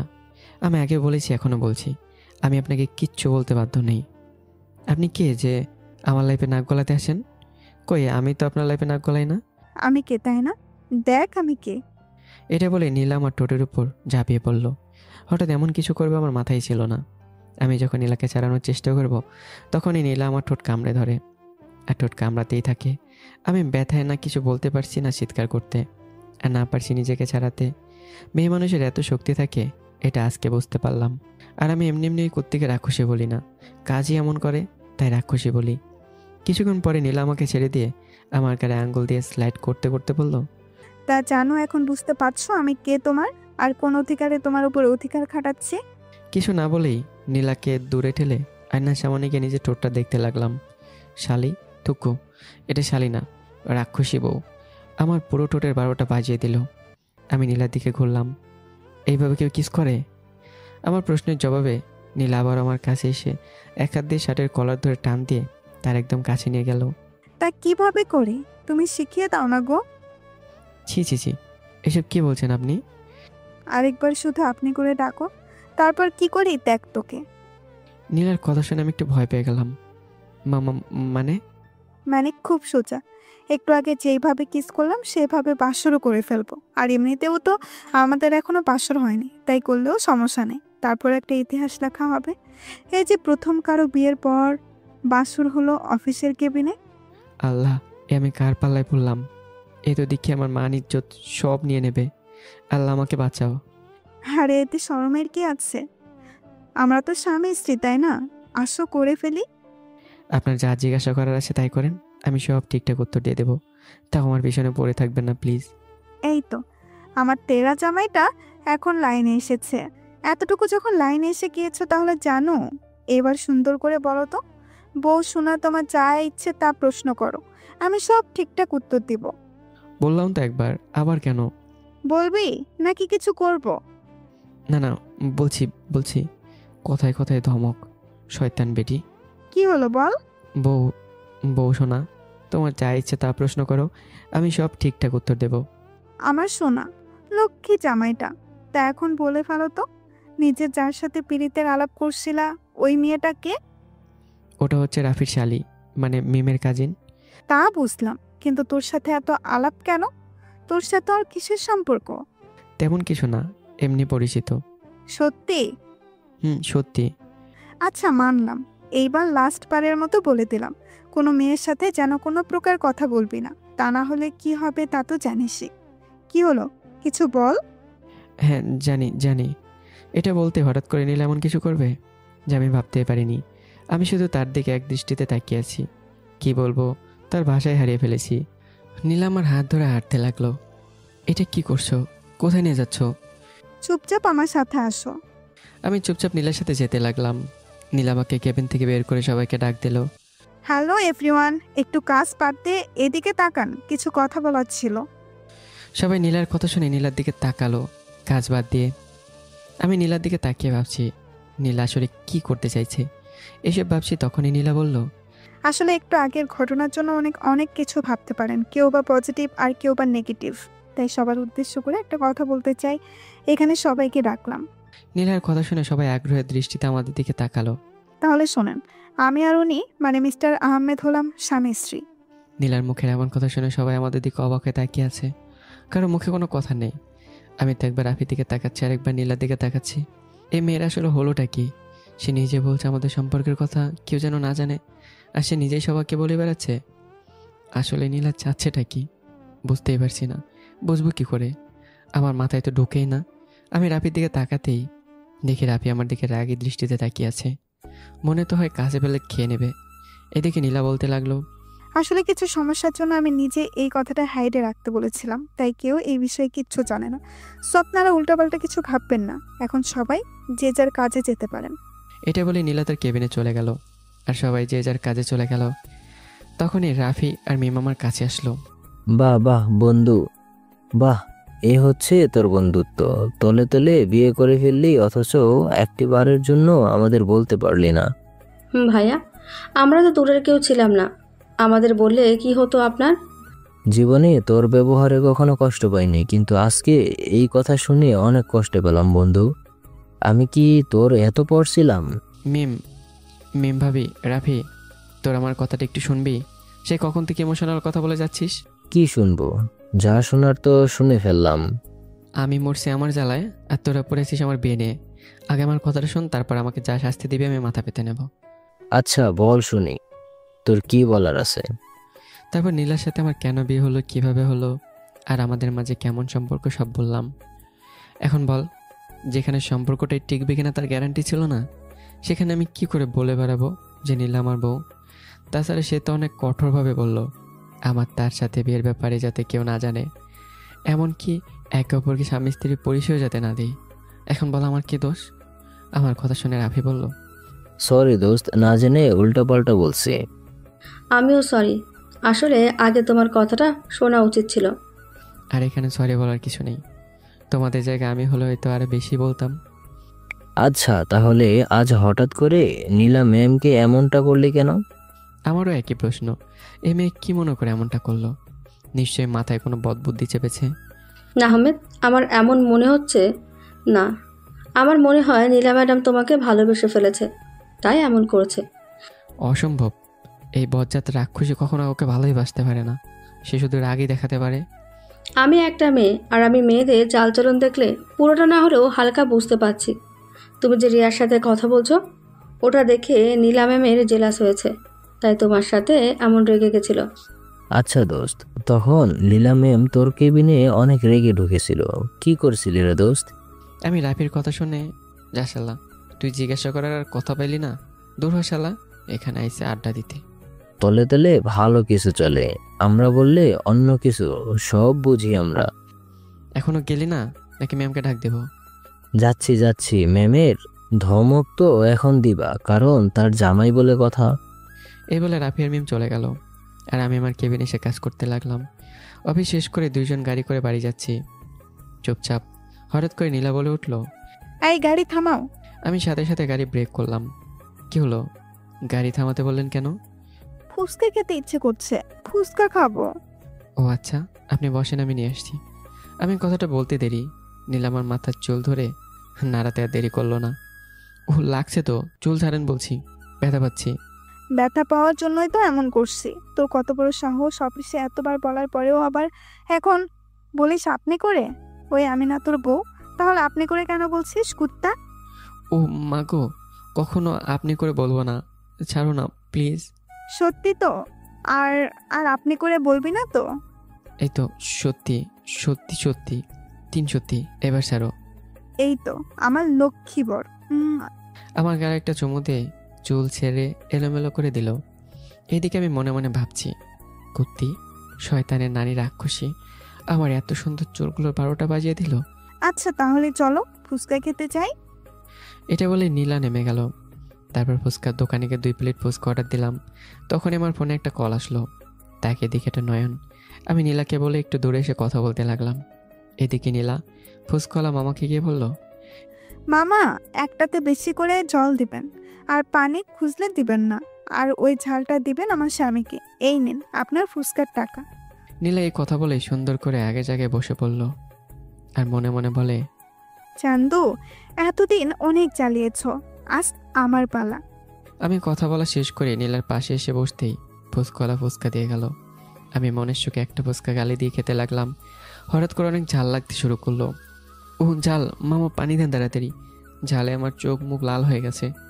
এই মামা, দাঁড়িয়ে আছেন কেন? পানি দেন তাড়াতাড়ি। ম্যাম, পানিতে শেষ হয়ে গিয়েছে। এদিকে ঝালে আমার অবস্থা খারাপ, ওইদিকে বলে পানি শেষ হয়ে গেছে। কি করবো বুঝতে পারছি না।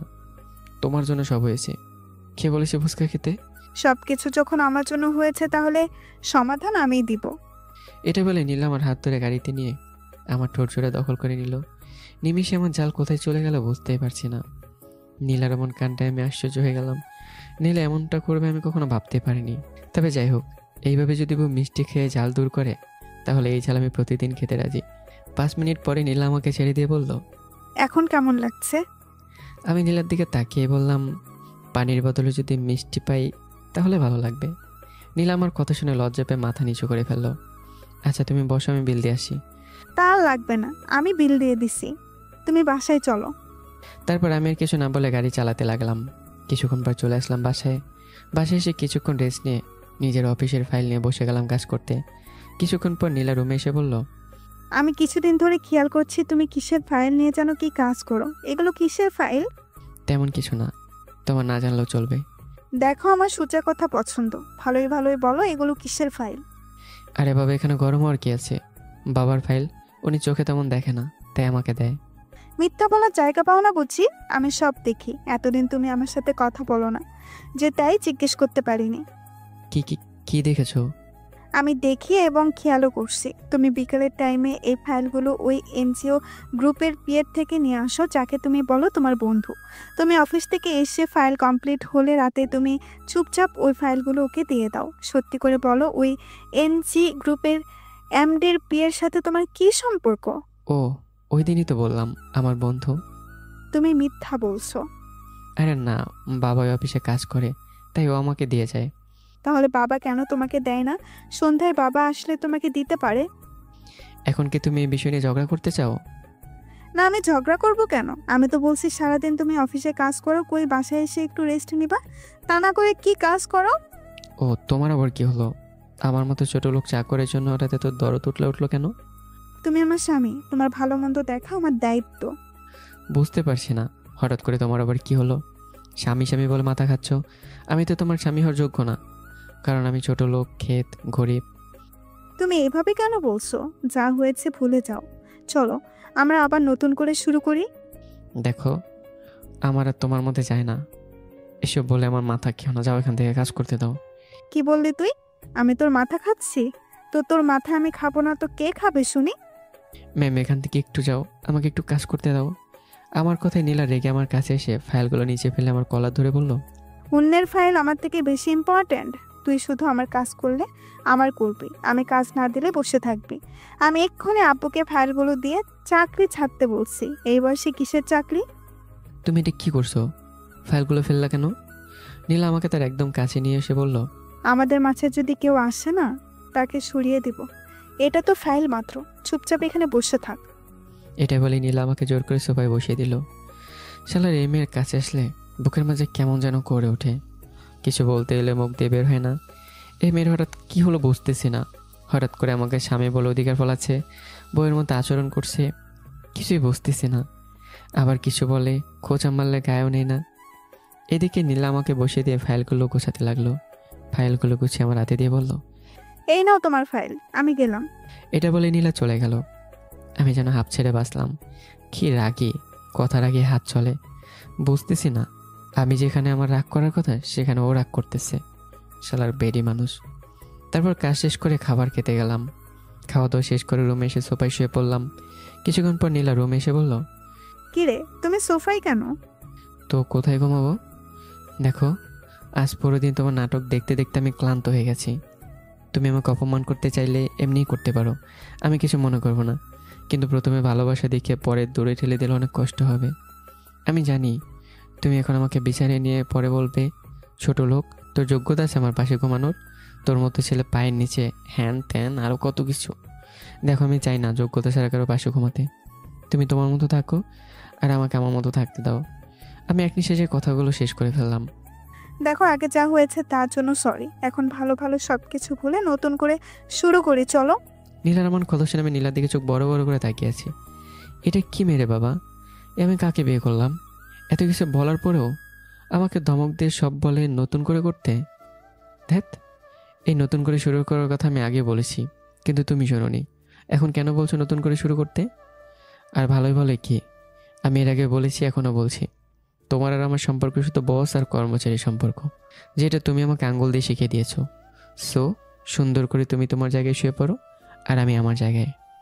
দেখ, মাথা গরম করিস না। তুই হয়তো জানিস না, আমার শুধু মন থেকে অহংকার চলে গিয়েছে, রাগ আর জেদ এখনো যায়নি। আমি কাউকে সরি বলিনি, কিন্তু তোকে সরি বলছি, কারণ আমার সব দোষ। এখন তুই ক্ষমা করলেও কি না করলেও কি, এটা আমার দেখার বিষয় না। তাই সুন্দর করে বলছি, ভালো জামাইয়ের মতো সুন্দর করে আমার পাশে এসে শুয়ে পড়। আল্লাহ, এটা কেমন মেয়ে, মাথায় কিছুই ঢোকে না। এখন আমার মাথায় তোকে ছাড়া কিচ্ছু ঢুকবে না। আমি তোর ওখানে যাওয়ার আগে যেন তুই আমার সামনে চলে আসিস, না হলে আমি কি করব তুই নিজেও জানিস না। কি করতে পারিস আমিও দেখবো। রাগ জেদ আমারও কম না, আমিও দেখতে পারি। যা, কি করার আছে করিস। এটা বলে আমি সোফায় শুয়ে আল্লাহ আল্লাহ করতে লাগলাম, কারণ জল্লাদনি রেগে আগুন হয়ে আমার দিকে তাকিয়ে আছে। এদিকে নীলা আমার কথা শুনে বলল, কি বললি কুত্তা? আমার উপর রাগ দেখাস? আজ দেখাচ্ছি এই নীলা কি জিনিস। এই বলে আমার কাছে এসে আমার শার্টের কলার ধরে টান দিয়ে আমাকে ধাক্কা দিয়ে বিছানায় ফেলে দিল। আমার উপর উঠে বসে আমার গলা চেপে ধরে বলল, এতক্ষণ কি বলছিলি? তোর রাগ অনেক বেশি। দেখা রাগ, আমার উপর দেখা রাগ। ও মা গো, বাঁচাও আমাকে, ও তো আমাকে মেরে ফেললো। কুত্তা, একদম চিল্লাবি না বলে দিলাম। তোকে ভালোই ভালোই বিছানায় আসতে বলেছিলাম না? তারপরেও কেন আসলি না? আমি কেন নিয়ে আসতে হলো? ব্যথা পাচ্ছি গলায়, ছাড়ো, অনেক ক্লান্ত লাগছে, ঘুমাবো। তোকে কি আদর করতে গলা চেপে ধরছে নাকি? আচ্ছা তুমি এমন কেন? ছোট লোক, গরিব, ক্ষেত কেমন হতে পারে? আর তাছাড়া আপনি যে আমাকে ধরে রাখছেন, আপনার কাপড়গুলো ময়লা হয়ে যাবে তো। কুত্তা, তুই খোঁচা মারা কথা বাদ দিবি নাকি আমি তোর মুখ বন্ধ করব? এই দেখো, কুত্তা কি মুখ বন্ধ করতে পারে? আমি ছোট লোক, ক্ষেত, গরিব, কুত্তা, গরু ইত্যাদি আরও কত কিছু। সরেন তো, আপনার গা থেকে আমার গন্ধ বের হবে যদি আমাকে আরও ধরে রাখেন। আমার আবার আপনার স্পর্শ পেতে যোগ্যতা লাগবে, সেটা তো আর আমার এখনো হয়নি। আহমেদে, তোর আজ আমি দেখাবো খোঁচা মেরে কথা বলার প্রতিশোধ কিভাবে নিতে হয়। নীলার রাগ দেখে আমার মনে শুধু একটা কথাই ঘুরছে, এই মেয়েকে খোঁচা মেরে কথা বলে নরম করতে চাই। এই মেয়ে তত বেশি রেগে যায়। শ্বশুরের বুক কি খেয়ে বেড়ে ডাউনলোড দিয়েছে কে জানে। এ তো আমার জীবন তেজপাতা করে ছাড়বে। তুমি খালি প্রতিশোধ নিতে পারবে, তাছাড়া কিচ্ছু করতে পারবে না। কারণ তোমার কাছে তোমার কথা কাজ সবই ঠিক, আর আমরা করলে ভুল। কারণ আমরা ছোট লোক, চাকর, আমাদের কি কোনো যোগ্যতা আছে? ওহ, শাট আপ। অনেক সহ্য করেছি তোর বক বক। এখন দেখ আমি কি করতে পারি। কি বলছিলি? আমি শুধু প্রতিশোধ নিতে পারি আর কিচ্ছু না? না, এটা ভুল। আরো অনেক কিছু করতে পারি। কি কি কি পারো? আমার কথা শুনে সে বলল, অনেক কিছু পারি, এখন শুধু দেখানোর পালা। এটা বলে নীলা একটা হাসি দিল। আমার নীলার হাবভাব দেখে সুবিধার মনে হচ্ছে না, তাই বলে উঠল, ওই শোনো, উপর থেকে নামো, আমি তোমার পাশে ঘুমাবো। তুই না মানলেও আজ আমার সাথে ঘুমাবি, আর মানলেও কিন্তু তার আগে আমার কিছু বোঝাপড়ার বাকি আছে। দেখো, যা বোঝাপড়ার কাল করে নিও। এখন আমার অনেক ঘুম পাচ্ছে, চলো ঘুমাই। নীলা বলল, প্রতিদিনই ঘুমানো যায়, আজ না হলেও চলবে। এটা বলে আমার ঠোঁটের উপর আক্রমণ চালিয়ে দিল। আমি প্রথমে নিজেকে ছাড়ানোর চেষ্টা করেছি, কিন্তু যখন ছাড়াতে যাই তখন ওই ছেমড়ি কামড় দেয়। আসলে একটা রাক্ষসী বউ। কিছুক্ষণ পরে নীলা আমাকে ছেড়ে দিল, আর আমি ছাড়া পেয়ে কিছুক্ষণ হাঁপালাম। তারপর বললাম, রাক্ষসী একটা, খাওয়ার হলে রান্না করে মাংস আছে তো, তাও খেয়ে নাও। তবু আমার ঠোঁট কেন খাচ্ছ? ইস, তোমার ওই গোলাপি মিষ্টি ঠোঁটগুলো দেখলে নিজেকে সামলাতে পারি না, তাই আবেগের বশে কামড় দিই। আচ্ছা তোমার কি ভালো লাগেনি? ভালো না লাগলে বলো, আরেকটা দিব। নীলার কথা শুনে বললাম, প্লিজ আর এমনটা করো না। পরে আবার খাবার খেতে না পারলে মরে যাব, তখন তোমার কি হবে? আমি এই কথা বলতেই নীলা আমার বুকে মাথা রেখে শক্ত করে জড়িয়ে ধরে বলতে লাগলো, কেন জানি আমার মনে হয় আমার সারাদিনের ক্লান্তি দূর হবে তোমার এই বুকে মাথা রাখলে। তোমার হাতে হাত রেখে চলতে পারলে আমার মনে শান্তি লাগবে। জানি না আমার এমন কেন ভয় লাগে তোমার এই হারাবার। আমি এত কিছু জানি না, শুধু জানি তোমার পাশে থাকবো সারা জীবন ভর। নীলার এইসব কথা আমার মাথার উপর দিয়ে যাচ্ছে। আমার বিশ্বাস হচ্ছে না এইসব কথা নীলা বলছে। নীলা আবার বলতে শুরু করলো, তোমাকে অবহেলা অপমান করতে করতে কখন যে তোমার প্রতি আসক্ত হয়ে পড়েছি আমি নিজেও জানি না। তোমার কথা বলা, তোমার চাহনি, তোমাকে অবহেলা করার পরেও তোমার কেয়ারগুলো তোমার প্রতি আমাকে আসক্ত করতে বাধ্য করেছে। আমি এসব বলছি এটা না যে আমি তোমাকে পছন্দ করি, আমি এটাই বলছি আমি তোমাকে ভালোবাসি। শুধু ভালোবাসি না, তোমাকে সারা জীবন আমার করে রাখতে চাই। নীলা তুমি এসব কি বলছো? তোমার মাথা ঠিক আছে? আমার মাথা ঠিক আছে, আর যা বলছি সব সত্যি। তুমি কি আমার পাশে সারা জীবন থাকবে না? তোমার বুকে আমাকে মাথা রাখতে দিবে না? আমি জানি এইসব আপনার অভিনয়, আমাকে কষ্ট দেওয়ার জন্য আপনি আমাকে এসব বলছেন, কিন্তু আমি আপনার ফাঁদে পা দেব না। তাছাড়া আমি তো আপনার যোগ্য না যে আপনার পাশে সারা জীবন থাকতে পারবো। তুমি কি আমার কথাগুলো বিশ্বাস করছো না? তুমি কি আমার মনের অবস্থা বুঝতে পারছো না? তুমি কি আমার চোখের ভাষা বুঝতে পারছো না? আমি কবি নই যে আপনার সব কিছুর ভাষা বুঝবো, আর আমি বোঝার চেষ্টাও করবো না আপনার ভাষা বোঝার। আমাকে আমার মতো থাকতে দিন। আর এইসব কথা আপনি আপনার যোগ্য কাউকে বলেন কি? আমি কখনো কাউকে ভালোবাসিনি, না কাউকে আমার ভালো লাগছে। আমি সবসময় নিজের ইগোতে চলতাম, কিন্তু তুমি আমার জীবনে আসার পর সব কিছু উল্টাপাল্টা হয়ে গিয়েছে। আমি এখন চাইলেও আমার মতো করে চলতে পারছি না, চাইলেও অহংকারী ভাবটা দেখাতে পারি না, কারণ আমার অহংকার, রাগ, জেদ সব তোমাকে ঘিরে। আমি এখন রাগ করলেও তোমার উপর করতে চাই, অভিমান করলেও তোমার উপর, আর অহংকার দেখালে তোমাকে নিয়েই করতে চাই। প্লিজ নীলা, এসব মায়া জড়ানো কথা বন্ধ করো। তোমার এইসব কথা আমার ভালো লাগছে না। তোমাদের মতো মেয়েরা এসব নিজের স্বার্থের জন্য হাজারবারই বলে, আর স্বার্থ শেষ হলে ছুঁড়ে ফেলে দাও। এমন করে বলো না, আমি তোমাকে সত্যিই ভালোবাসি। কিন্তু আমি আপনাকে বাসি না, আমি আপনাকে চাই না। আপনার সব কিছু আমার কেন যেন অভিনয় আর জেদ লাগে। কারো ওপর না কারো ওপর জেদ করে আমাকে মায়াতে ফেলতে চাইছেন। সেই সব বাদ দিয়ে ঘুমিয়ে পড়েন, অনেক ঘুম পাচ্ছে। তোমাকে কি সুন্দর করে বলছি বলে তোমার দাম বেড়ে গিয়েছে? মানে? দেখো, তুমি আমার জিত সম্পর্কে জানো, আর বলতে হবে না। আমি তোমাকে ভালোবাসি বলে তোমাকে ছেড়ে দিয়ে নিজের মতো করে থাকবো এমন মেয়ে আমি নয়। আমি আমার অধিকার, আমার ভালোবাসা, আমার স্বামীকে আগলে রাখতে ভালো করেই জানি। সো আমাকে এমন কিছু করতে বাধ্য করিও না যেখানে তোমার কষ্ট হয়। এমনিতেই একটু আগে রোমান্টিক কষ্ট দিয়েছি, আর দিতে ভালো লাগছে না। এই সেমডিরে আর কিছুই কমো না, যা করার ইচ্ছে মতো করো। বেডিরে এত কিছু বললাম, তারপরেও একটু কষ্ট পেল না, উল্টো লুচ্চামি করতে চায়। যাও, তোমাকে কিছুদিন সময় দিলাম আমার ভালোবাসা বোঝার, আমাকে বিশ্বাস করার। তারপরেও যদি না বুঝতে পারো তাহলে তো আমি আছি সোনা বাবু।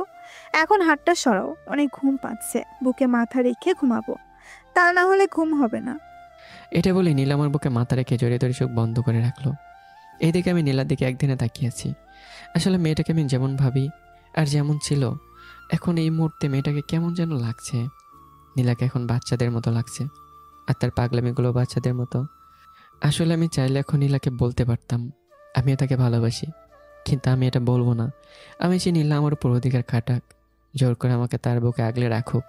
আমি চাই আমাকে সে আঁকড়ে রাখুক, কারণ আমি তেমনিতেই তার পাশে থাকবো। আমাকে কবিল বলে হাতটা যখন ধরেছে, সারা জীবন আগলে রাখার শপথও তখনই করে নিয়েছি। যদি তুমি থেকে যাও আমার এই বুকের মাঝে, রানী করে রাখবো তোমায় সারা জীবন ধরে। এই বলে নীলাকে জড়িয়ে ধরে ঘুমিয়ে গেলাম। সকালবেলায় চোখ খুলে দেখি নীলা এখন আমার বুকে ঘুমিয়ে আছে। এখন আমি কি করি? অনেক চাপ পেয়েছে। এদিকে নীলার ওঠার নাম নেই, ওকে ওঠালে ওর ঘুম ভেঙে যাবে।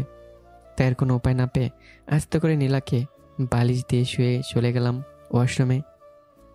ওয়াশরুম থেকে ফ্রেশ হয়ে বেরোতেই দেখি বউ আমার বিছানায় বসে রাগী দৃষ্টিতে আমার দিকে তাকিয়ে আছে। আমি কিছু বলতে যাবো, তার আগে নীলা বিছানা থেকে উঠে আমার হাত ধরে বিছানায় নিয়ে গিয়ে বসালো। এইখানে আগে যেমন শুয়েছিলি এখন আবার ওইরকম করে শুয়ে থাক। কিন্তু কেন? বেশি কথা বলবি না কুত্তা, যেটা বলছি ওইটা কর। আমি নীলার ধমককে তাড়াতাড়ি শুয়ে পড়লাম, আর তখনই নীলা আমার উপরে উঠে বসলো। এটা কোন ধরনের ফাজলামো? আমার স্বামীর সাথে যা ইচ্ছে তাই করবো, তাতে তোর কি? কিন্তু স্বামীটাই তো আমি, তাই না? তো আমি কি করব? এখন এটা বল, তুই আমাকে সত্যি করে বল, সারা রাত আমার সাথে ছিলে নাকি সোফায়? এই দেখেছেন, এই জন্যই তো তোকে যেটা বলতে বলছি ওইটা বল। তোমার সাথে ছিলাম। তাহলে এটা বল, আমি ঘুমিয়ে যাওয়ার পরে নিশ্চিত তুই আমাকে বুক থেকে নামিয়ে দিয়েছিস? না, এমনটা কিছু আমি করিনি। নীলা এবার আমার কলা ধরে বলল, তাহলে আমার মাথা বালিশের উপরে কেন? তুই আমার সাথে মিথ্যে বলছিস তাই না? না, আমি সত্যি বলছি, তুমি আমার বুকে ছিলে। একটু আগেই তোমাকে আমি বালিশে রেখে ফ্রেশ হতে গেলাম। তুই আমাকে রেখে ফ্রেশ হতে গেলি কেন? তোর দরকার ছিল আমাকে আগে ডাকার, তুই ওটা করলি না কেন? আচ্ছা সরি, কাল থেকে তোমাকে আগে ডেকে দেবো, তারপর ফ্রেশ হতে যাব। না, এমন সরি বললে হবে না। তাহলে কিভাবে সরি বলবো? ওটাও কি আমি বলে দিব বউকে কিভাবে সরি বলতে হয়? আমি তো জানি শুধু সরি মুখ দিয়ে, আর কিভাবে বলে? উফ আল্লাহ, আমি কাকে বিয়ে করলাম? কেন আমাকে বিয়ে করছো? তোর দ্বারা কিচ্ছু হবে না কুত্তা। এটা বলে নীলা আমার ঠোঁটজোড়া দখল করে নিল। কিছুক্ষণ পর ছেড়ে দিয়ে বলে, এইভাবে একটা দিয়ে তারপর বলবা সরি কলিজা, আর প্রতিদিন ঘুম থেকে উঠে একটা করে পাপ্পি দিবা, তা না হলে তোমার খবর আছে বলে দিলাম। এই বলে নীলা ফ্রেশ হতে চলে গেল। আমি মনে মনে বললাম, শালার এমন সরি যদি বলতে হয় তাহলে আমি 1000 বার ভুল করব। তারপর আমি নিচে চলে গেলাম। এভাবে বেশ কিছুদিন চলে গেল। সকালে ফ্রেশ হয়ে নিচে যেতে বাবা বলল, বৌমা কোথায়? উপরে আছে। অফিস কেমন চলে? আব্বু, আমি আর পারছি না, 2 নৌকায় পা দিয়ে কেমন হয় এটা তুমি বুঝতেই পারছো। তার ভেতরে তোমার ডাইনি বৌমা তো আছেই, সারাদিন শুধু প্যারা দেয়। এমন সময় কেউ একজন বলে উঠলো, আরো যাও ভালোবাসতে। ভালোবাসতে গেলে এমন 2 নৌকায় পা দিতে হয়। আর ডাইনি কাকে বলছিস? হ্যাঁ, তুই নিজের দিকে চেয়ে দেখ তো, এত সুন্দর বউ পাইছিস, এটা তো তোর শত জন্মের ভাগ্য। উপরে তাকিয়ে দেখি রুহি এই কথা বলছে। তো সমস্যা হলে আমার হচ্ছে, তোরা তো মাথা ঘামাতে হবে না, এমনিতে মাথা একজনে খেয়ে বসে আছে। যত সব ঢং। লিখে বাঁচি না। ভালোবাসতে গিয়ে নিজে বাস খাবে, আবার নিজে বলবে আমি আর পারছি না। আমার নিজেই বলবে সমস্যা হলে আমার হচ্ছে। তাহলে আব্বুকে বলছিস কেন? ভাবিকে ছাড়, কাউকে বিয়ে করবি না? দেখ, তোদের জন্য এইসব হচ্ছে, তাহলে সব কিছু আমার উপরে কেন চাপাচ্ছিস? প্রথম দেখাতে ক্রাশ আমি খাইনি, তুমি খেয়েছো। পাগল তো আমি হইনি, তুমি হচ্ছো, তাই তোমার কষ্ট হবে। কে ক্রাশ খেয়েছে আর কে পাগলি হয়েছে? রুহি? রুহি, আমি আব্বু পিছনে ঘুরে তাকিয়ে দেখি নীলা দাঁড়িয়ে কথাটি বলল। এরে সারছে, মনে হয় আজ সব জেনে যাবে। ওই রুহির বাচ্চা, কিছু বলিস না, আস্তে করে ওকে বললাম, কিন্তু রুহি আমার কথা না শুনে বলল, আরে ভাবি যে একদম সঠিক টাইমে এসেছো। তোমাকে কিছু গোপন কথা বলি, তুমি কি শুনবা? কেন নয়, আমার ননদিনী গোপন কথা বলবে আর আমি শুনবো না? আরে নীলা, তুমি ওর কথা শোনো না তো। আসো নাস্তা করতে আসো, অফিসে দেরি হয়ে যাচ্ছে। আরে রুহি, তুইও আয় নাস্তা করতে।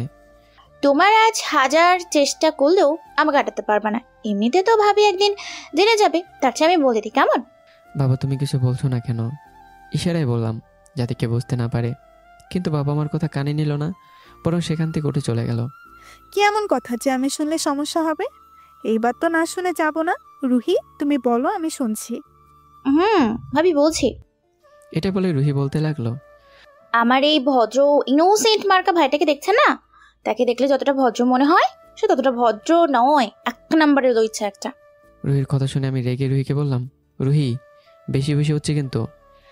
এই তুমি চুপ থাকো তো, অতি ঠিকই বলেছে। রুহি, তুমি বলো তো। আমার পাশে ভাবি আছে, বেশি কথা বললে তুমি শেষ, তাই চুপচাপ বসে আমার কথা শোনো। ভাবি, তোমার এই লুচ্চা বটটা কি করছে জানো? আমার দিকে নীলা রাগে দৃষ্টিতে তাকিয়ে বলল, কি? তোমার ছবি ওকে দেখানোর পর পাক্কা আধা ঘন্টা তোমার ছবি দিকে তাকিয়েছিল। নীলা এই কথা শুনে আমার দিকে মুচকে একটা হাসি দিয়ে বলতে লাগলো, ও মা, তাই বুঝছি। শুধু তাই না ভাবি, ভাইয়া তো বলেছে তোমাকে ছাড়া কাউকে বিয়ে করবে না। রুহির কথা শুনে নীলা মনে মনে বলল, হালা কত বড় বাটপার, এমন ভাব করে যেন আমাকে দেখতে পারে না। আজ রাতে দেখামো শুধু বাগে পাই। তাহলে ও যে আমাকে বিয়ে করতে চায়নি, এটা কেন? নীলার কথা শুনে আমি আস্তে করে ওখান থেকে কেটে বললাম, কারণ এখানে থাকলে আমার মান সম্মান সব শেষ হবে। তাছাড়া এমনিতেই কি মান সম্মান আছে নাকি?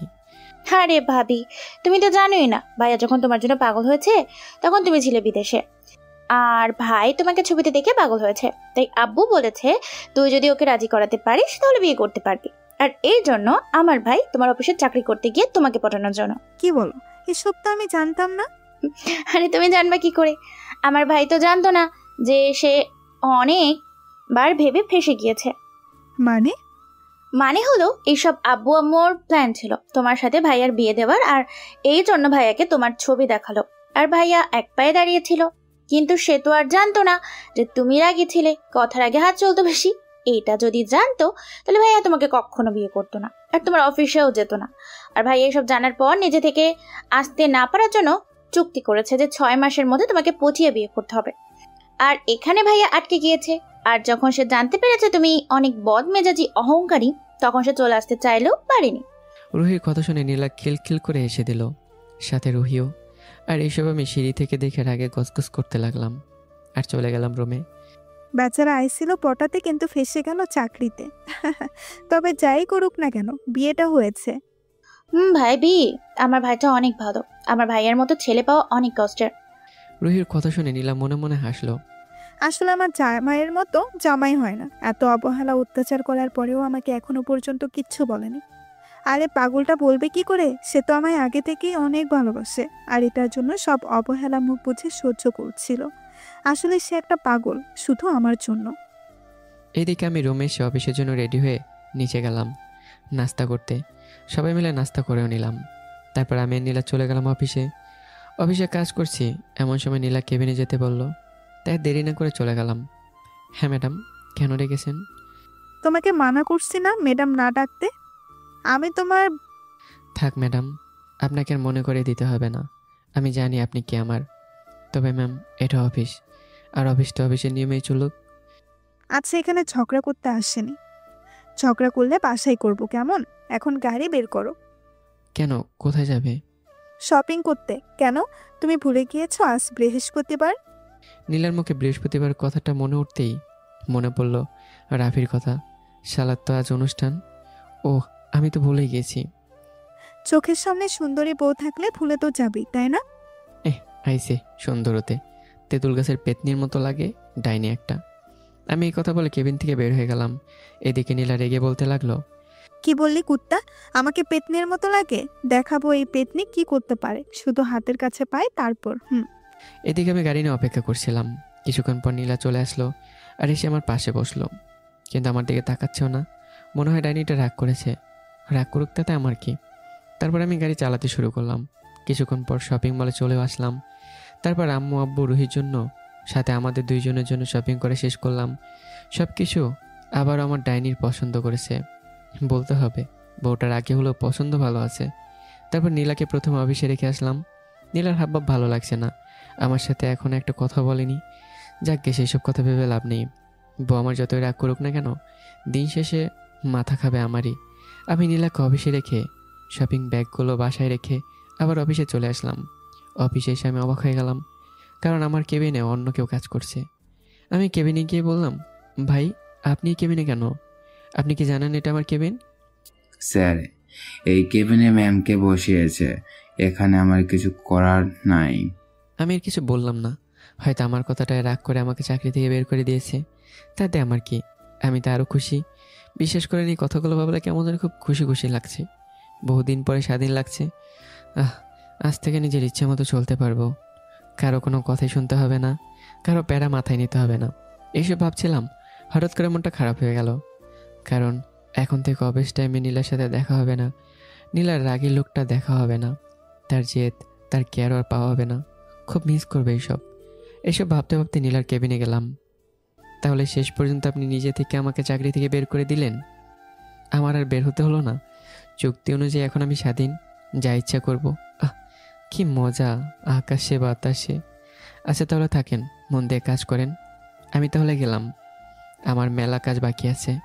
এই কথাটা বলে যখনই বেরোতে যাব, তখনই নীলা আমার। দাঁড়াও, কোথাও যাচ্ছ? কেন? অফিস থেকে চলে যাচ্ছি। কেন?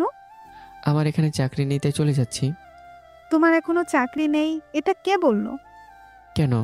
আমি বলছি আমার কেবিন অন্য কেউ বসে আছে, তার মানে তো এখানে আমার আর চাকরি নেই। গালে থাপ্পড় খেয়েছিস? অনেক দেরি হয়েছে তাই না? তোকে একবারের জন্য আমি বলছি, তোকে চাকরি থেকে বের করে দিয়েছি। নীলা রাগী গলায় কথা শুনে আমি মাথা নিচু করলাম। না। তাহলে এত পাকনামি করছিস কেন? আমি তোকে কোনো চাকরি থেকে বের করিনি। তাহলে আমার কেবিন কোথায়? কেন এত বড় রুমটাকে তোমার চোখে পড়ে না? এটা তোমার কেবিন। কি? আমার কেবিন মানে? তাহলে আপনার কেবিন কোথায়? এখানে। দেখেন, ফাজলামো করবেন না। আমার কেবিনটা দেখিয়ে দেন তো দেখি। ওকে সোনা, তোমার কেবিন আমি দেখাচ্ছি। এটা বলে নীলা পাশ থেকে একটা চেয়ার টেনে তার পাশে রেখে বলল, নাও, এটা তোমার চেয়ার, এখানে বসে তুমি কাজ করবা আর আমি তোমাকে দেখবো। ম্যাম, ফাজলামোর একটা সীমা থাকে। এখানে বসে কাজ করলে সবাই কি বলবে? একটাবার ভাবুন তো। আমি এখানে কাজ করতে পারবো না। আপনি বরং আগের কেবিনটা আমাকে দিয়ে দেন। দেখ, মাথা গরম করবি না, এমনিতে হাত চুলকায় আর তোকে মারার ইচ্ছেটা মরে গেছে। এখন শুধু ইচ্ছে করে আদর করতে, কিন্তু তুই পাত্তা দিস না। আর কে কি বললো ওটা আমার দেখার বিষয় না। আমার স্বামী স্ত্রী সব মাথা গরম করার আগে এখানে বসে পড়, না হলে ফল ভালো হবে না বলে দিলাম। আমি কিছু না বলে নীলার পাশে চেয়ারে বসে পড়লাম। এই নে, এই ফাইলটা কমপ্লিট কর। আমি ফাইলটা নিয়ে কাজ করতে লাগলাম। আর এদিকে নীলা থুতনিতে হাত দিয়ে আমার দিকে এক দৃষ্টিতে তাকিয়ে আছে। ম্যাম, এইভাবে না তাকিয়ে কাজ করলেই তো পারেন। আমার দিকে তাকাবেন না, আমার সমস্যা হচ্ছে। আমি আমার জামাইয়ের দিকে তাকাচ্ছি, তাতে তোর কি? আমার অফিস, আমি কাজ করব না এটা তোকে বলে দিতে হবে না। তুই তোর মতো কাজ কর। আপনি এভাবে তাকালে কাজ কিভাবে করব? ওকে, তাকাবো না। এই তো ভালো। আর কিছু বলতে পারলাম না। তার আগে নীলা নিজের চেয়ার থেকে উঠে এসে আমার কোলে বসে পড়ল। এখন আর তাকাবো না, তোর কোলে বসে তোর কাজ দেখবো। আমি তো বোকা বনে গেলাম। মেয়েটা আসলে একটা পাগল। এটা কি হলো? কেন দেখতে পাচ্ছ না বুঝি? আমি কাজের সমস্যা হচ্ছে বলে এক দৃষ্টিতে তাকাতে মানা করলাম, আর এখন কোলে বসে পড়ছে। ওঠেন তো, কাজের সমস্যা হচ্ছে। তাছাড়া কেউ আসলে কি বলবে? যে যাই বলুক, আমার দেখার বিষয় না। আর আমি এখান থেকে উঠছি না। তাকিয়ে থাকার চেয়ে তোমার কোলে বসতেই ভালো লাগছে। আর তুমি কাজ করো বা না করো, আমি তো উঠবো না, জানো। এই মেয়ের কি হয়েছে কে জানে।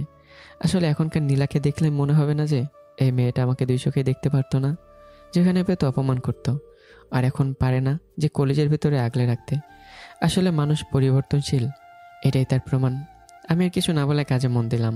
একটু পরেই আমার কিউট জামাইটা এতদিন কেন যে চোখে পড়লো না, শুধু শুধু কষ্ট দিয়েছিলাম, তার জন্য সরি। জুতা মেরে আইসে গরু দান করতে, এত আলকা প্রীতি দেখাইতে হবে না। আমার স্বামীকে যা ইচ্ছা তাই দেখাবো। আচ্ছা, তোমার সাথে এখন ঝগড়ার মুডে নাই, তবে রোমান্টিক মুডে আছি, চাইলে। থাক, কিছু যাওয়া লাগবে না। আচ্ছা বর, তুমি কাজ করো, আমি একটু অফিসটা ঘুরে আসি। এটা বলে নীলা উঠে চলে যেতে লাগলো। আমি আপচেরে বাঁচলাম। আল্লাহ, এত ওজন, আমার পাটা মনে হয়ে গেল। এইভাবে বইয়ের প্যারা নিতে নিতে অফিস টাইমই শেষ হয়ে গেল। অফিস শেষ করে বাসায় এসে ফ্রেশ হয়ে রেডি হয়ে নিচে গিয়ে সোফায় বসে থাকলাম। তখনই রাফি কল দিল। হ্যাঁ রাফি, বল। তুই হালা কখন আসবি?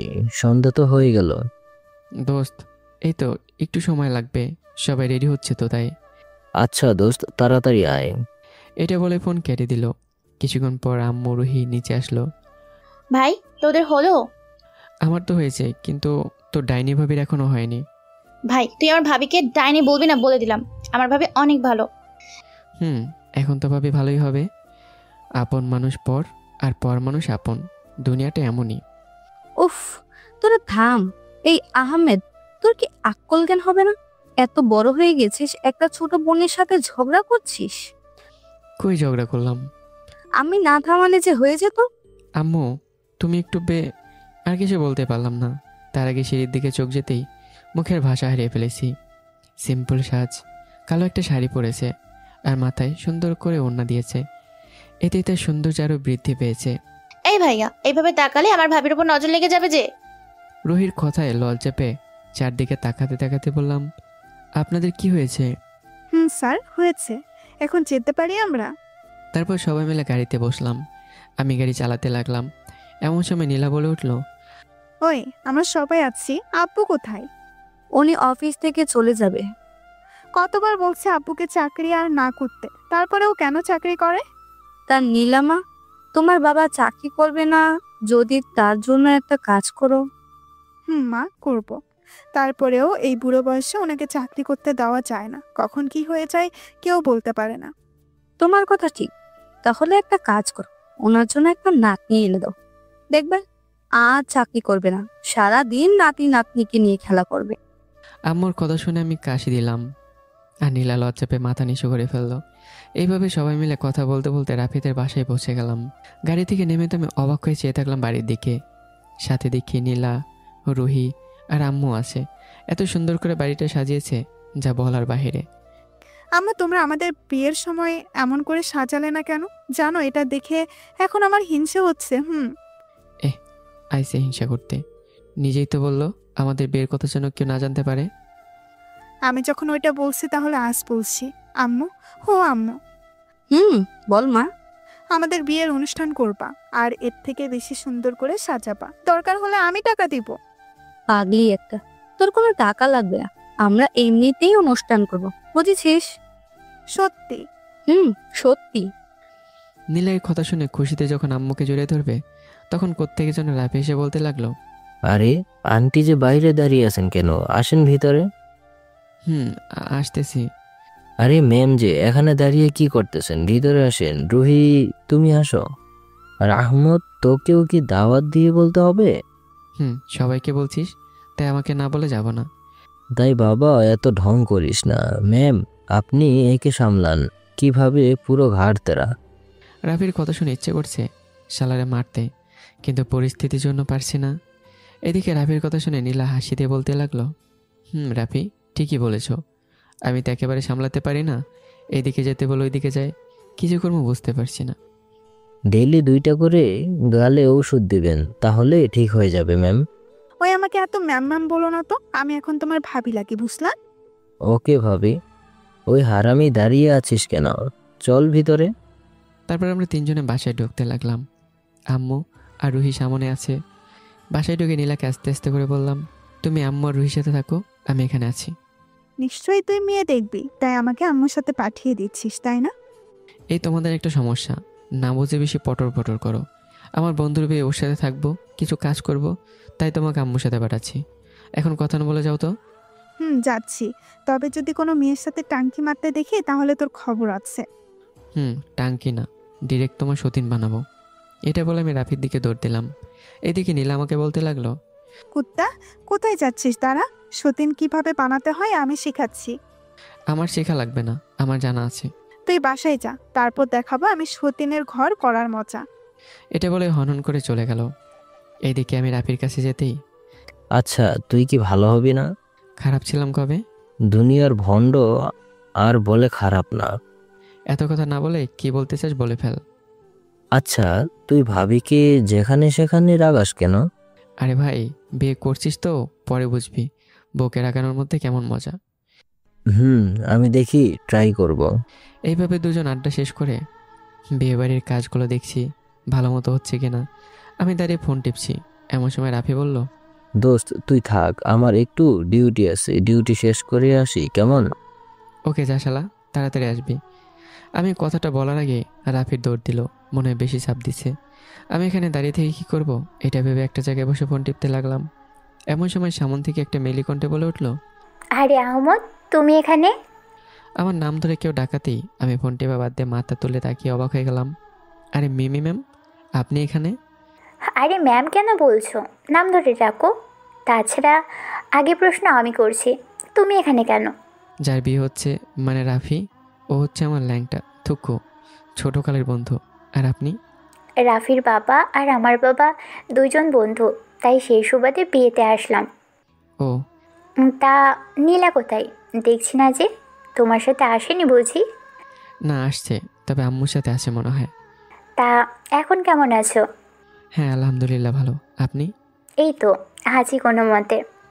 কেন কোনো মতে কেন? কি হয়েছে আপনার? না না না, তেমন কিছু হয়নি, এমনিই বললাম আছি ভালো। নিজের প্রিয় জিনিসটাকে কাছে পেয়েও হারিয়ে ফেলেছি শুধুমাত্র ব্যস্ততার জন্য। আর যখনই কাছে আনার চেষ্টা করলাম তখন শুনি আমার প্রিয় মানুষটা আমার বান্ধবীর হয়ে গেছে। তাকে কাছে পেয়েও তো পাওয়ার না পাওয়ার কষ্ট আমি ছাড়া কে বুঝবে।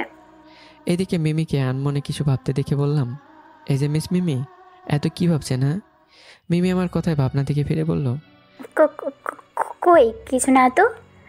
তা আহমদ সাহেব, অফিস কেমন চলে? ভালো নাকি আগের মতোই ডেইলি গালে নকশার শিডিউল? আরে না, এখন আর তেমন কিছু হয় না, এখন ভালো মতো কাজ করতে পারি। বাবা, কাজের নাম দিয়ে এখানে পিরিতির আলাপ চলছে? আমরা দুজন কথা বলছি, হঠাৎ পেছন থেকে কেউ কথাগুলো বলতেই দুজনে পেছনে তাকালাম। আর পেছনে তাকে দেখে এটা তো নীলা। আমি নীলাকে দেখে ভয় পেয়ে গেলাম। আল্লাহ জানে আজ আমার কি হাল হয়। এদিকে নীলা মিমিকে দেখে অবাক হয়ে বলল, মিমি, তুই এখানে কি করছিস? বাবার বন্ধুর ছেলের বিয়েতে আসলাম। ও আসছি, থাক তাহলে, তোদের ডিস্টার্ব করলাম মনে হয়, আমি গেলাম। আমি নীলার কথা শুনে অনেকটা অবাক হয়ে গেলাম। হঠাৎ করে নীলা এমন কথা কেন বলল? আরে কি যে বলিস না, তুই ডিস্টার্ব করবি কেন?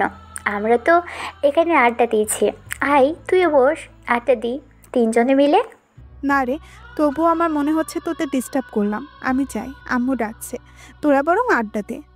এটা বলে নীলা চলে গেল। আচ্ছা আহমদ, নীলার ব্যাপার কি হলো? হঠাৎ এমন করে কথা বললো কেন? এটা তো আমি বুঝতেছি না। আচ্ছা তুমি থাকো, আমি একটু আসি। এটা বলে নীলার পেছন পেছন যেতে লাগলাম আর ডাকতেছি, নীলা শোনো, এই নীলা। কিন্তু নীলা এমন ভাব করে যেন ওর কানে আমার ডাকি পৌঁছায়নি। এইভাবে আর ডাকতে না পেরে এক দৌড়েও সামনে গিয়ে দাঁড়ালাম। আপনি আমার পথ আটকালেন কেন? আমি আমার বউয়ের পথ আটকেছি, এতে তোমার কি সমস্যা? আমার সমস্যা নেই, তবে মিমির সমস্যা হতে পারে। এখানে মিমি আসলো কোত্থেকে? আমার কথা শুনে নীলা। তো মিমি আসবে না তো কে আসবে? দেখ আমার পেছন পেছন আসিস না তো, যা তুই তোর মিমির সাথে কথা বল, যা। আচ্ছা তোমার কি হয়েছে বলবা? এমন কেন করতেছো তুমি? আমি এমন কেন করছি তুই জানিস না? আমাকে তো বললি তুই কাজ করবি, কিন্তু এখানে এসে দেখি তুই মেয়েদের সাথে কথা বলছিস। আরে তুমি যেটা ভাবছো ওটা না। রাফি তার রুমে গিয়েছে, তাই আমি একা একা বসে ফোন টিপতেছি। তখন কোত্থেকে যেন মিমি এসে ভালো মন্দ জিজ্ঞাসা করছে, আমি তার উত্তর দিচ্ছি। আর তখনই তুমি এসে আবার রাগ করে চলে যাচ্ছ। হয়েছে তোর বানিয়ে বানিয়ে কথা বলা।